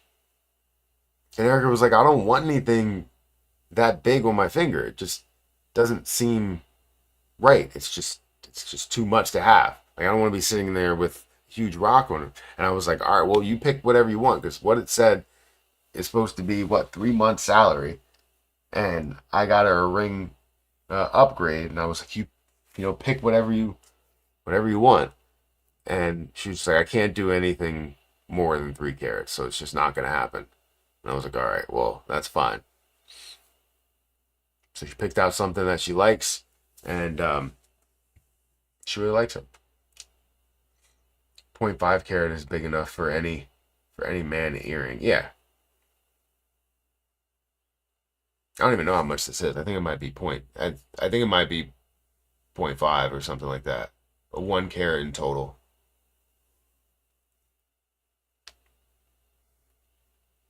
Don't get it caught on anything. Yeah, I mean, that's what, the necklace or the earrings? Buy moissanite. I mean, I have a few moissanite necklaces. A lot of those moissanite things though come with in silver, and I need it in white gold because I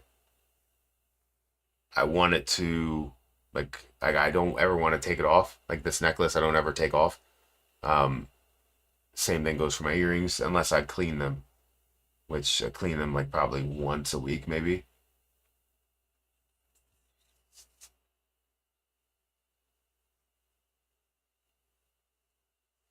But yeah, I have a few moissanite things. It's just that when they combine moissanite, it's usually moissanite and sterling silver, and I hate sterling silver. So I do um, either lab created diamonds or regular diamonds and white gold.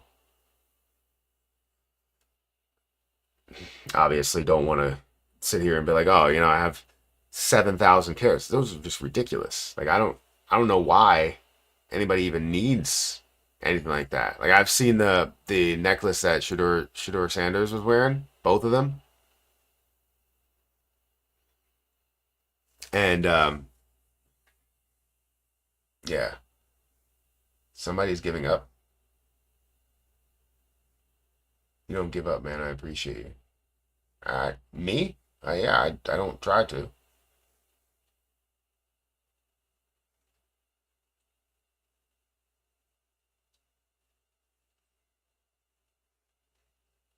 Lab diamonds cheap now.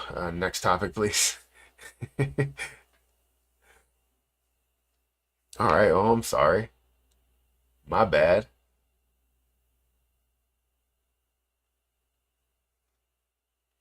Uh, Hey Matthew, do you think we're going parabolic? Do I think we're going parabolic? Not right now. Would love to see it go parabolic, but I don't think that's the case right now. I think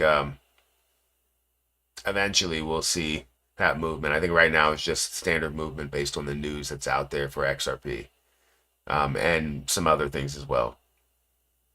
Just because when I went to bed, it was 2:19, and now we're sitting at 2:32 at 4 a.m. Yeah, I don't think that's kind of telling us that we're going parabolic, right? Parabolic means like we're going. Like not only are we just going 10 cents, like we're going $1, $2, $3. Like we're moving. So it's not moving that much, but um still it looks great, seeing it run, seeing it up 6% on the day. Can't be I wouldn't say can't be happier because I would love to see it up 50%. I would love to see it up 100%. But still, it's up 6%, 7%. Fantastic. I think XRP is going to pass not only Tether again, but it's going to pass Ethereum, and eventually it's going to pass Bitcoin. But obviously, the difference between second and first and second is crazy. Like you lap them 4 times at this point, and we're trying to play catch up with everything else.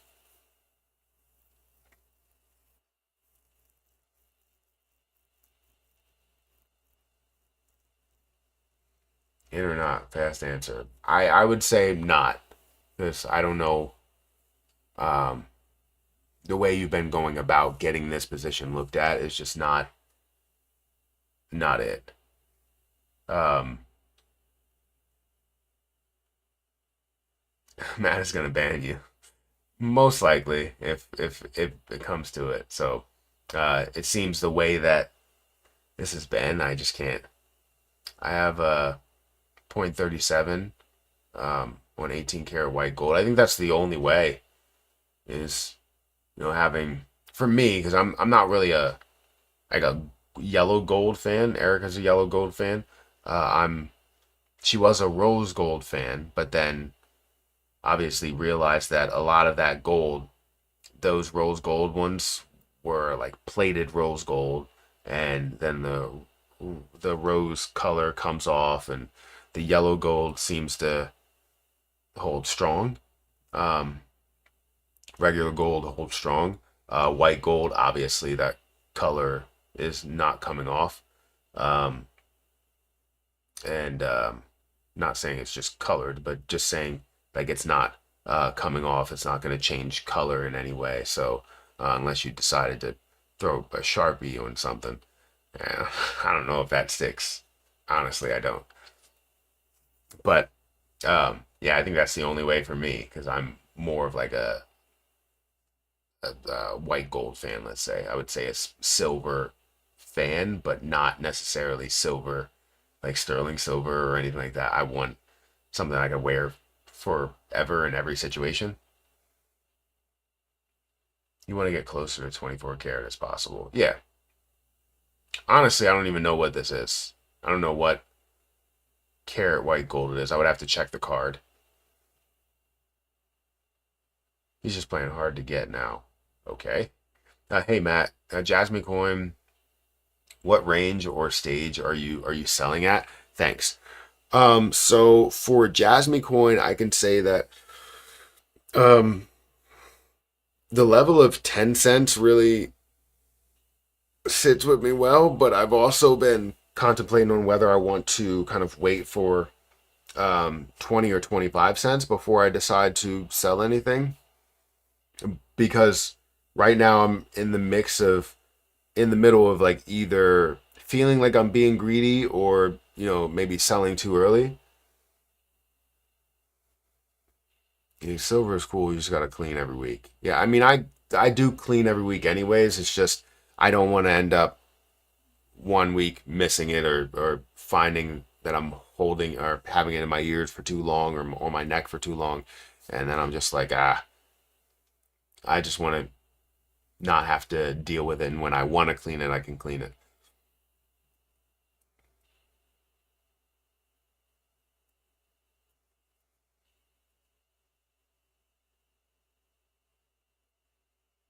Um, what was I saying? I was saying something else before that. But yeah, I would probably say, like I said, I'm in the mix of whether I'm selling too early or or trying to be greedy in a way. While being greedy shouldn't be associated with you believe that Jasmine coin is going to a level of $1 and $1.50. Um, I always want to set the right example for everybody else that's involved in it. And the reason why I do that is because I want people to take profits. The hardest part of investing is, believe it or not, selling the position in every stage. Whether you're down on the position, whether you're up on the position, whether you're up aggressively on the position, selling the position is the hardest thing you could possibly do. Buying it is easy. You can buy it at any point that you want. But knowing that, if it's short term, right? If you're day trading um, and you buy the position and you're like, all right, I'm going to make this much money on it, and you don't, and you hit your target where you should have sold, it's a hard thing to do is accept that loss. For long term, um, you might have so many levels that it's going to hit and so many chances that you can sell so you can make those moves a little bit better, but it is still hard to let go of that position to know that you can make this profit but you could potentially make more, right? Because if I let my 1 million Jasmine coin hold till $1, that is $1 million. If I decide to sell everything at 50 cents, that is $500,000 cheaper, right? That's or $500,000 of a difference between the two, meaning that I lose out on $500,000 if I do that. Now, if I look to accept only $1 million, I'm being a little greedy to not take my profit as it goes because I invested $4,000, and if it turns to $100,000, that's absolutely fantastic, right? If it turns to $200,000, that's even more fantastic. So why am I looking at this and going, all right, I can't take my initial investment at 10 cents. So I'm in between a rock and a hard place. So I would probably say between 10 and 20 cents. Right now, I'm not sure until I see it if I'm going to take 10% of my supply, which I may take 10%, I may take 20% just to capture $20,000 off of the $4,000 I've invested, right? 5 times what I invested. And then leaving 80,000 in there to kind of move and grow. Or you can be even less greedy, but that also takes away from your future gains that you could have. So again, I'm probably going to sell about 10 to 20% at 10 cents. And then as it gets to 20, 25 cents or whatever, I'll sell probably a little bit more, and we'll see how that progresses as we move forward. But that's my first point, is 10 cents.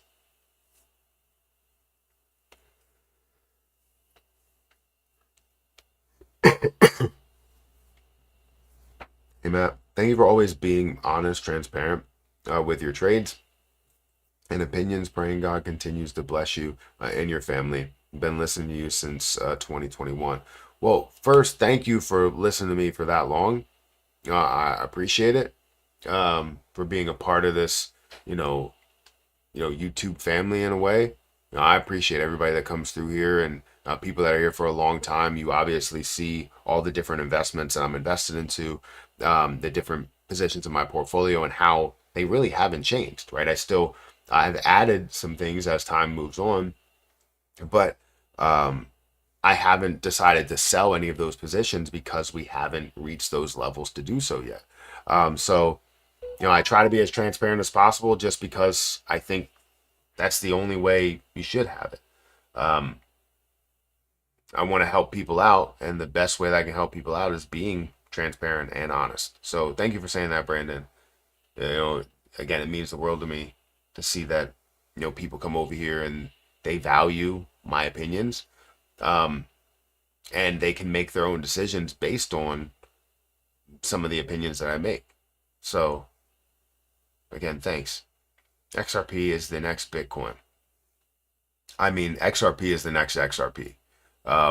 But if we're talking about movement into the trillions, yeah, absolutely. Do you believe Jasmy will have a product out soon? When you say product, what do you mean? Like, I'm trying to think of what you mean by product, because in theory, JasmyCoin is the product in a way, but I just want to know what maybe you mean by that. Awareness is powerful catalyst for positive change. Cheryl Richardson. Word of the day, awareness, or word of the day is awareness. Interesting. Jasmy gonna run hard. I agree. I don't know where JasmyCoin is right now, but I haven't looked at it. Let's go look at my watch list. Watch list holds a lot of the positions that I hold. JasmyCoin is up by 3%, 18% for the last 7 days. It's at 1.7 cents, which means that my million is worth about $17,000. That's great. Absolutely fantastic.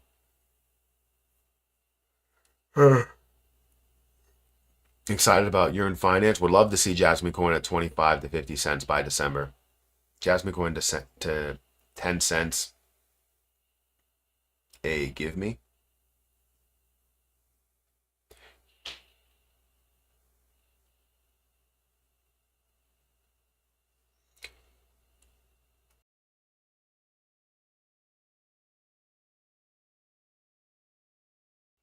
Use case partnerships blockchain. I feel like partnerships are already, always in development, but obviously not huge partnerships right now, that are live. But use cases, of course. Um,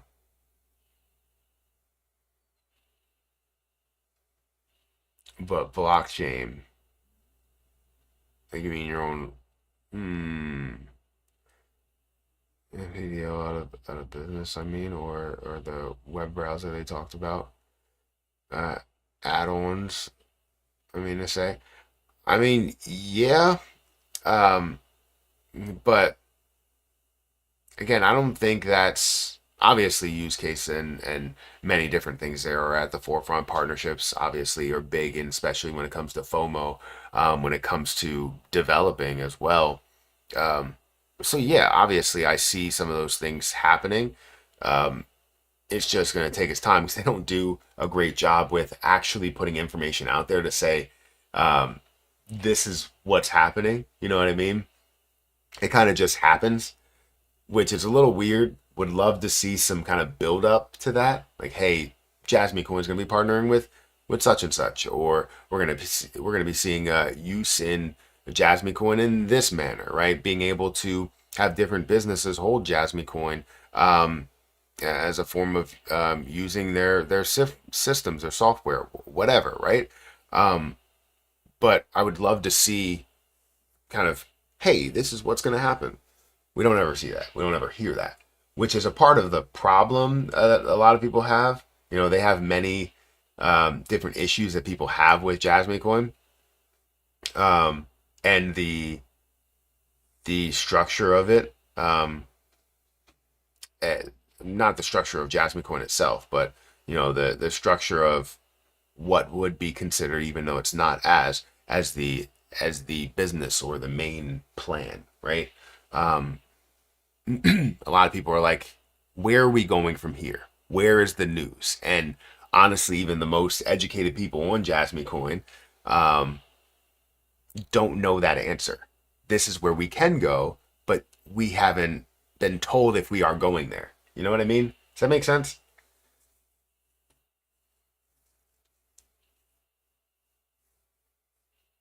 Bitcoin new heights this week. You think it's going to new highs, like over 110? Well, XRP have a Bitcoin 2012 to 2014 run, $2 to $1,100. Boy, I hope so. I would love for that to happen, but I don't know. That would require it to, because those runs we're looking at different market caps, right? We're looking at a what, $1 million market cap or something to multi hundreds of millions or billions of dollars worth of a market cap. So we're looking at the difference between millions to billions versus billions to trillions for XRP, because XRP already had a major run. What was it, 2017? Is that right to say that? Um, but we would like to see it go from, hundreds of billions or billions to trillions of dollars. And that will come, but it's not going to be at the same level or same percentage as what Bitcoin did. But still would love it to go from $2 to $1,000. I don't know if it'll be within that same time frame of 2 years. I would love to, or 3 years. I would love to see it. Maybe it's 2 or 3 years. That's not bad. It's not a bad timeline. But you would have to have a lot of things happen, develop, change. Um, Jasmine is working with Toyota and Sony, aren't they? Um, I don't know if they're necessarily working with. I know they have the executives, or former executives of Sony, but I don't think they're necessarily directly. I think I might have read something that they are, but I haven't seen anything more on it.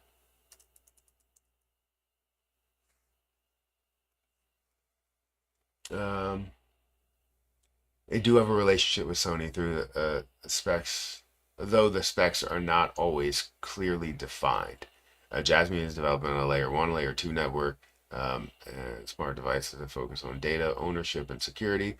Sony has also been involved in blockchain related initiatives, including the launch of Sonium.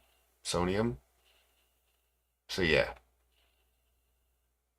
So yes, there is a connection. It's just not clearly defined.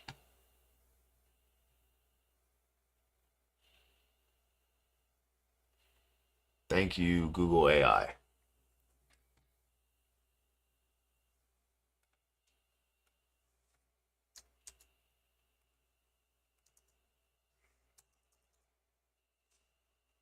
Toyota. I know they have a partnership with Panasonic. Um, Jasmine has a partnership with Toyota Motors, the Japanese company, to create a platform for local government. Um, this platform aims to leverage Jasmine's technology and smart city initiative. Um, Jasmine is a blockchain Internet of Things platform focused on data security and decentralization, allowing users to control their data and monetize it. So yeah, and then also Jasmy has a partnership with Panasonic that I know I reported on, um, at least on my channel a little bit. So uh, Jasmy has a partnership with Panasonic to develop a Web3 platform for Internet of Things. This platform aims to create a secure, user-controlled environment for Internet of Things data, leveraging blockchain technology and agile development methods. The goal is to provide a decentralized and open platform that allows users to own, control, and monetize their data. So, yes, partnerships with Sony, Toyota, and Panasonic are currently a thing. It's just one larger one. Sony is not clearly defined as to what is going to be done, but the other two, Toyota and Panasonic, is literally to create, um, platform or utilize Jasmy's technology to create a Web3 platform for Internet of Things. Which Internet of Things is everywhere. Like you think about Internet of Things, I don't know if you know what that is, but typically in the things that we have today, I wouldn't have thought a lot of these things needed internet. If you told me that we would have a refrigerator that needed internet back in the day, I would have laughed at you, right? Because honestly, why? Why would it need internet? What in what world? An iron. Why does it need internet? A printer. I didn't know that we would even need to have internet on it, but it makes sense to be able to connect to the internet and also to be able to just print directly from your phone. Then again, who would have thought a house phone would need internet on it? But then you have a cell phone and you have a reason to surf the web from anywhere. That's a whole different story. But I would have thought you would have needed to carry around a wire that's connected to some sort of um, it's connected to your house or something, and everybody's wires would get tangled. I literally would have thought that. Internet of Things is wild. But now that you see these things, now you can't imagine them differently. Like my refrigerator that has an actual screen on it that connects to the internet. Um, I see the reason why you would need it, but I wouldn't have seen that back in the day. I wouldn't have seen a reason why you would need internet access to access a printer or a phone or having virtual reality or whatever, right? There's Internet of Things is crazy. This is the worst run for XRP. Wait, worst run for XRP. Terrible coin. Me coins are about to pass XRP, and XRP has no chance of passing Ethereum in a million years. I mean, that's your opinion. Everybody's entitled to their opinion. I'm not going to sit here and be like, yeah, you know what? Um, you suck and you have a terrible take. You do have a terrible take. I think it is. I think Ethereum or XRP is going to pass Ethereum and it's going to pass Bitcoin and it's going to be worth a lot more than you think, obviously. But everybody has their own opinion, and you can clearly state what your opinion is, or what your opinion is. Graphics on gaming, um, Junction, and potentially PlayStation. That's from what I heard is PlayStation, but I haven't. It hasn't been like clearly. I would say clearly defined, but it hasn't been um, put out there as that. It's been more speculation that that's the case. So boom, use case and partnership. Boom. I mean, the use case is always clearly defined as to what you're going to be able to do. The issue is actually implementing that. So working with a company to build it and actually implementing that and having it completed is a whole different story. But yes, Panasonic manufactures some Tesla batteries. I wish they would implement a little bit longer of a battery from my car. I hear the Cybertrucks can get an extended battery. Why can't the Model 3s get an extended battery? That doesn't take up a lot of space. Hey Matt, don't you think that there may be an XRP replacement in the future?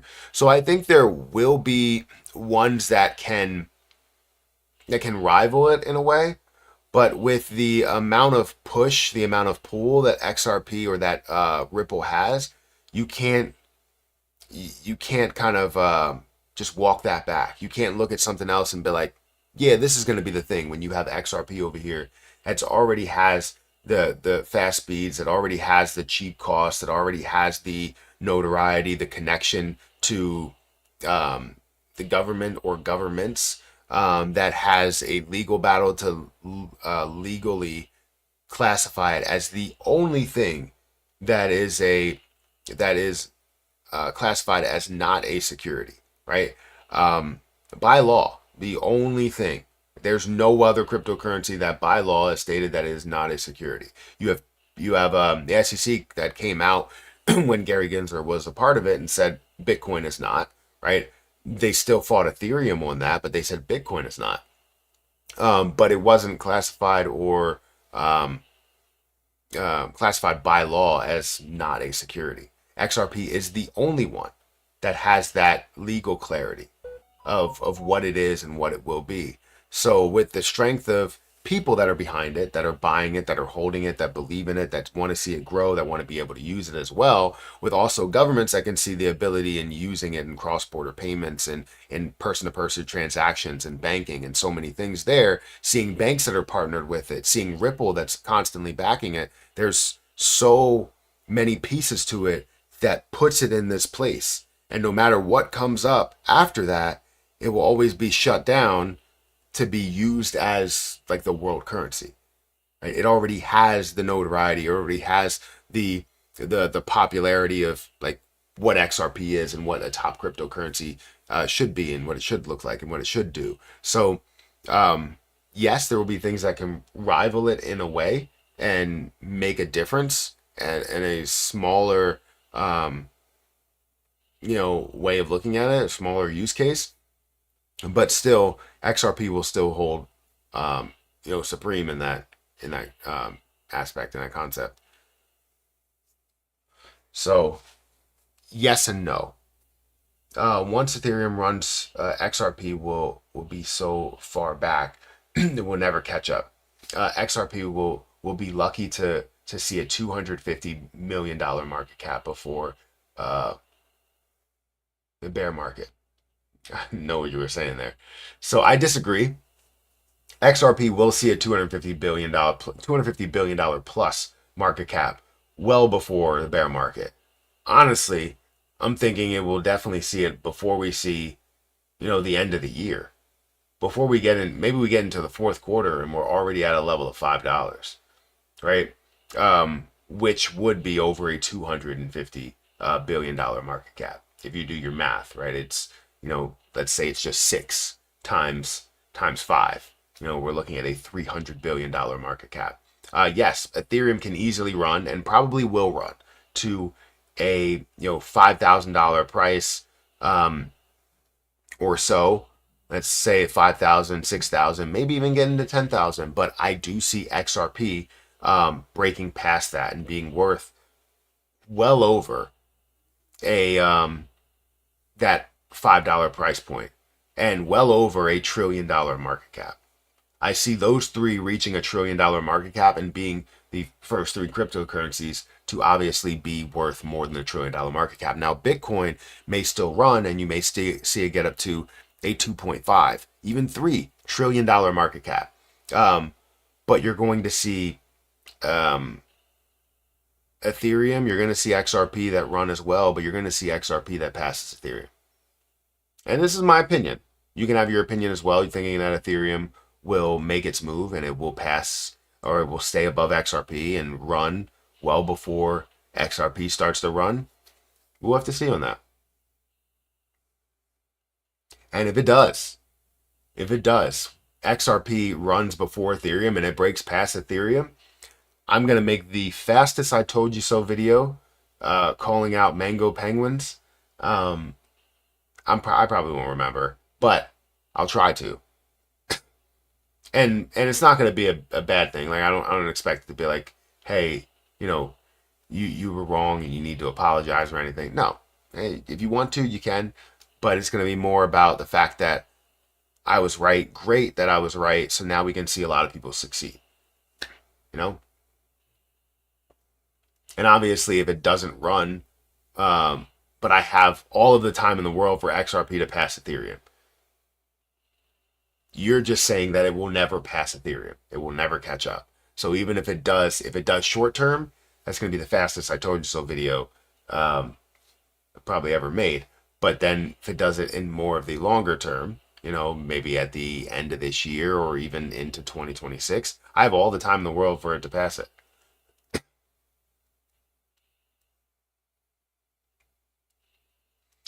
So that's tough to say, right? If XRP runs to a $5,000 price point, let's say it, or it runs to a $6,000 price point, you know, you're looking at a what, $600 million or $1 billion market cap. I would say XRP's price probably when it passes, if it doesn't pass it short term, then it's going to be more long term, and I would probably say it's going to be around a $10 price when it passes Ethereum before they all reach a $1 trillion market cap altogether. And then Ethereum will pass back, and then you're going to see XRP make that move not only from 1 trillion, but to multiple trillions, 2 trillion, 3 trillion. And that's where you'll start to see it get to the level where it passes Ethereum and Ethereum never catches up again.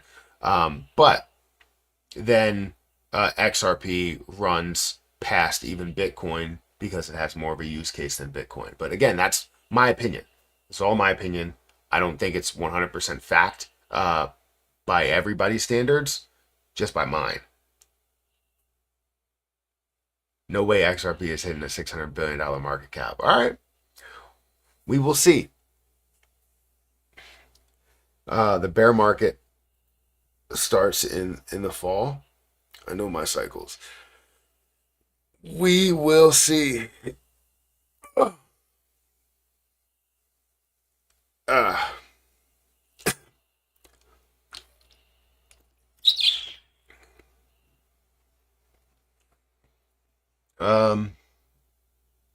what do you think the price will be this December? That's tough to say. I hope it's over $5 or $10. Maybe even between $5 and $10, or maybe even more than that. You never know. It depends on the things that are going to happen. I think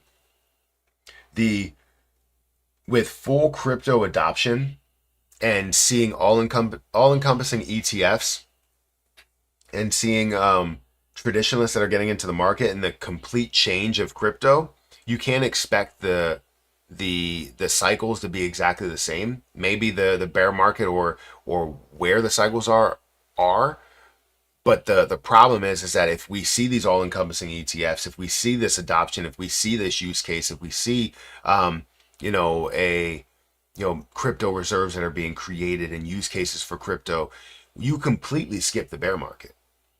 Because not only are you looking at just like, oh, this is the time when Bitcoin decreases, and then we start to see that kind of build up to the next halving and all that stuff there.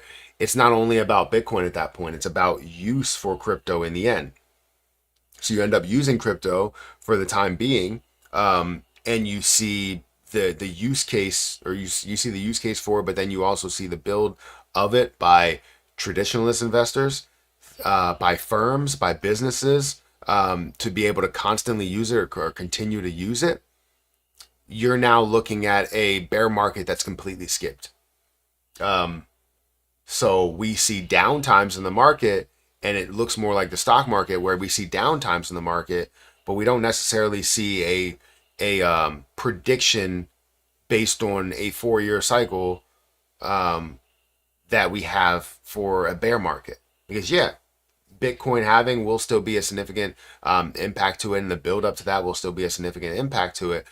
But the issue is you're now dealing with something that's completely different than what we've seen it to be in the beginning stages, in the second stage, third stage, fourth stage. So I can't wait for that. And when people start to realize that the bear market is not going to be as strong as they once saw before, because right when we get to a high level, let's say, everything gets to a high level and we start making hundreds of thousands or millions of dollars or whatever, and people decide to sell and make that profit and accept that profit and then wait for the bear market to happen.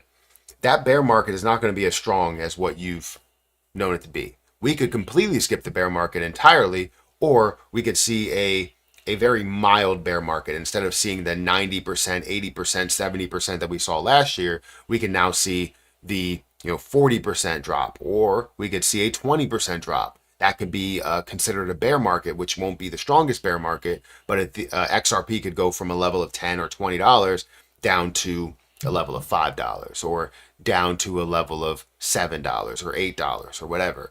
And then you start seeing the movement based on, flow of that use, right? Whether you would utilize XRP in different seasons more than you would in other seasons, right? So we'll see. We will see.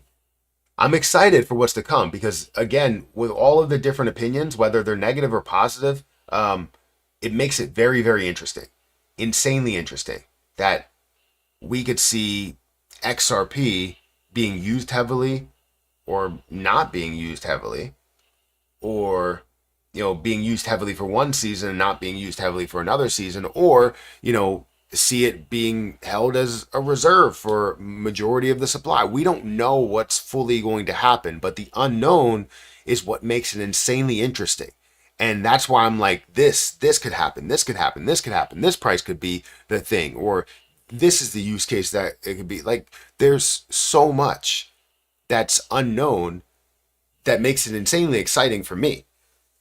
So whether you're right or I'm right, or the next person is right, it makes me happy to know that we have so many options and so many opportunities for these things to transpire. Will you sell your XRP at certain, or will you hodl? So I have certain prices that I sell my XRP. Not all of it, but starting at $5, ending, not fully ending at $100, but I would say majority of it is ending at $100. So as it progresses up there, you'll see me sell a decent amount to gather millions of dollars at those times. Meme coins are more valuable than XRP. Why will someone invest in a $130 billion market cap versus a $1 billion market cap? So not always does a $1 billion market cap see more returns than a $130 billion market cap. If you understand that it could be and will be, in my opinion, the sole use of digital currency, which is what we all wanted in Bitcoin, but then all of a sudden backtracked completely because you noticed that Bitcoin was kind of more irrelevant in that space, because it's going to take you 15 minutes to have a transaction go through. Yes, you can still have a bank do the same thing they're doing with the US dollar. The US dollar takes a while to transfer it from one bank to another, right? It may take days for that to happen, but they make it seem like it's instant. And they could do that with Bitcoin. It makes no difference. The only thing that will be different is that it will happen within the same day. That 15 minutes or whatever, it'll be in the next bank, so you don't have to worry about multiple days for it pending. But then comes along XRP and it happens within seconds. It's like, all right, well, that doesn't make sense to really go that route, because if Bitcoin's going to take minutes or even hours, right?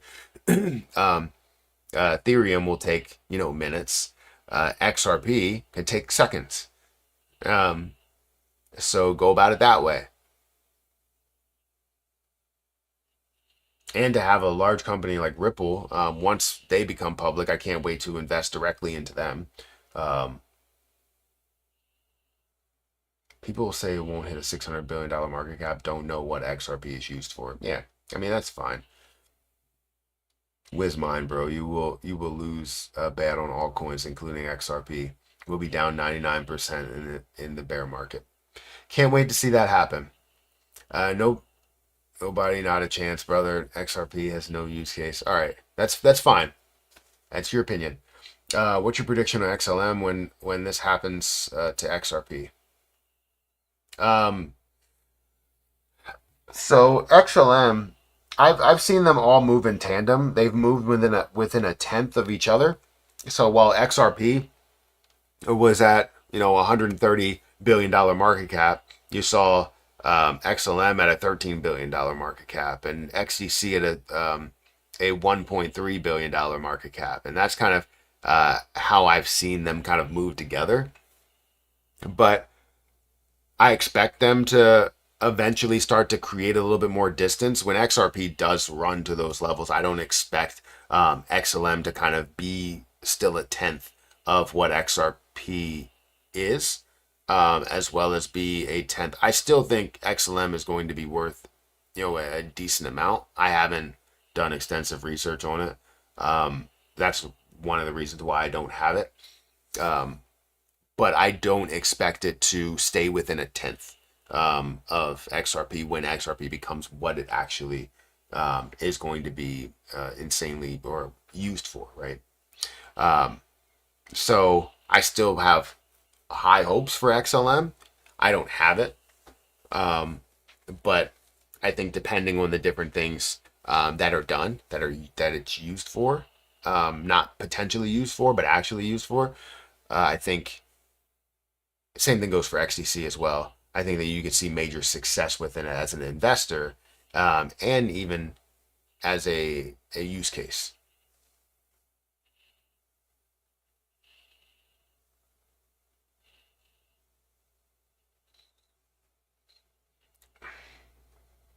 It's unknown. There are RLUSD codes set in banking systems.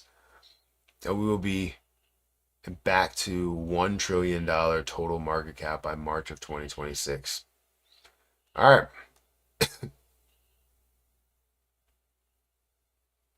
What do you think of HBAR? I like HBAR. I have a little bit of HBAR. I don't have a lot of it. I think I might have. I have 7,500 HBAR, and I think it was at a reasonable price recently that I probably should have put more money into it, but I threw it into Cosmos. Um, but yeah, I like HBAR. I just haven't. Um, like it's not one of my heavy positions, so I don't talk about it much.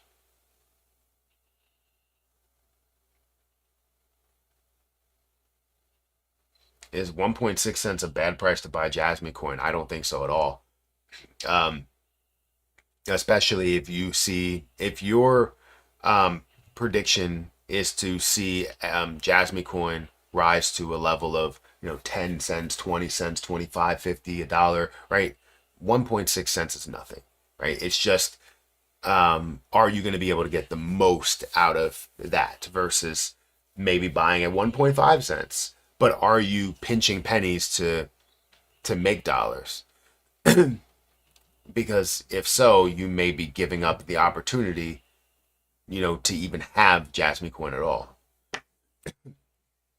XRP got to gain another $84 billion to match Ethereum. That's not bad at all. It's not far away. Because you look at where it was at $3.40.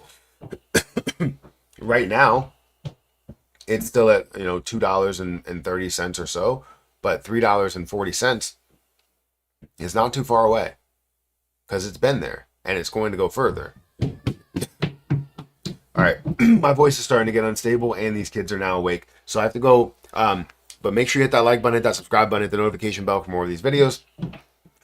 Also, make sure you check out some of the links down below.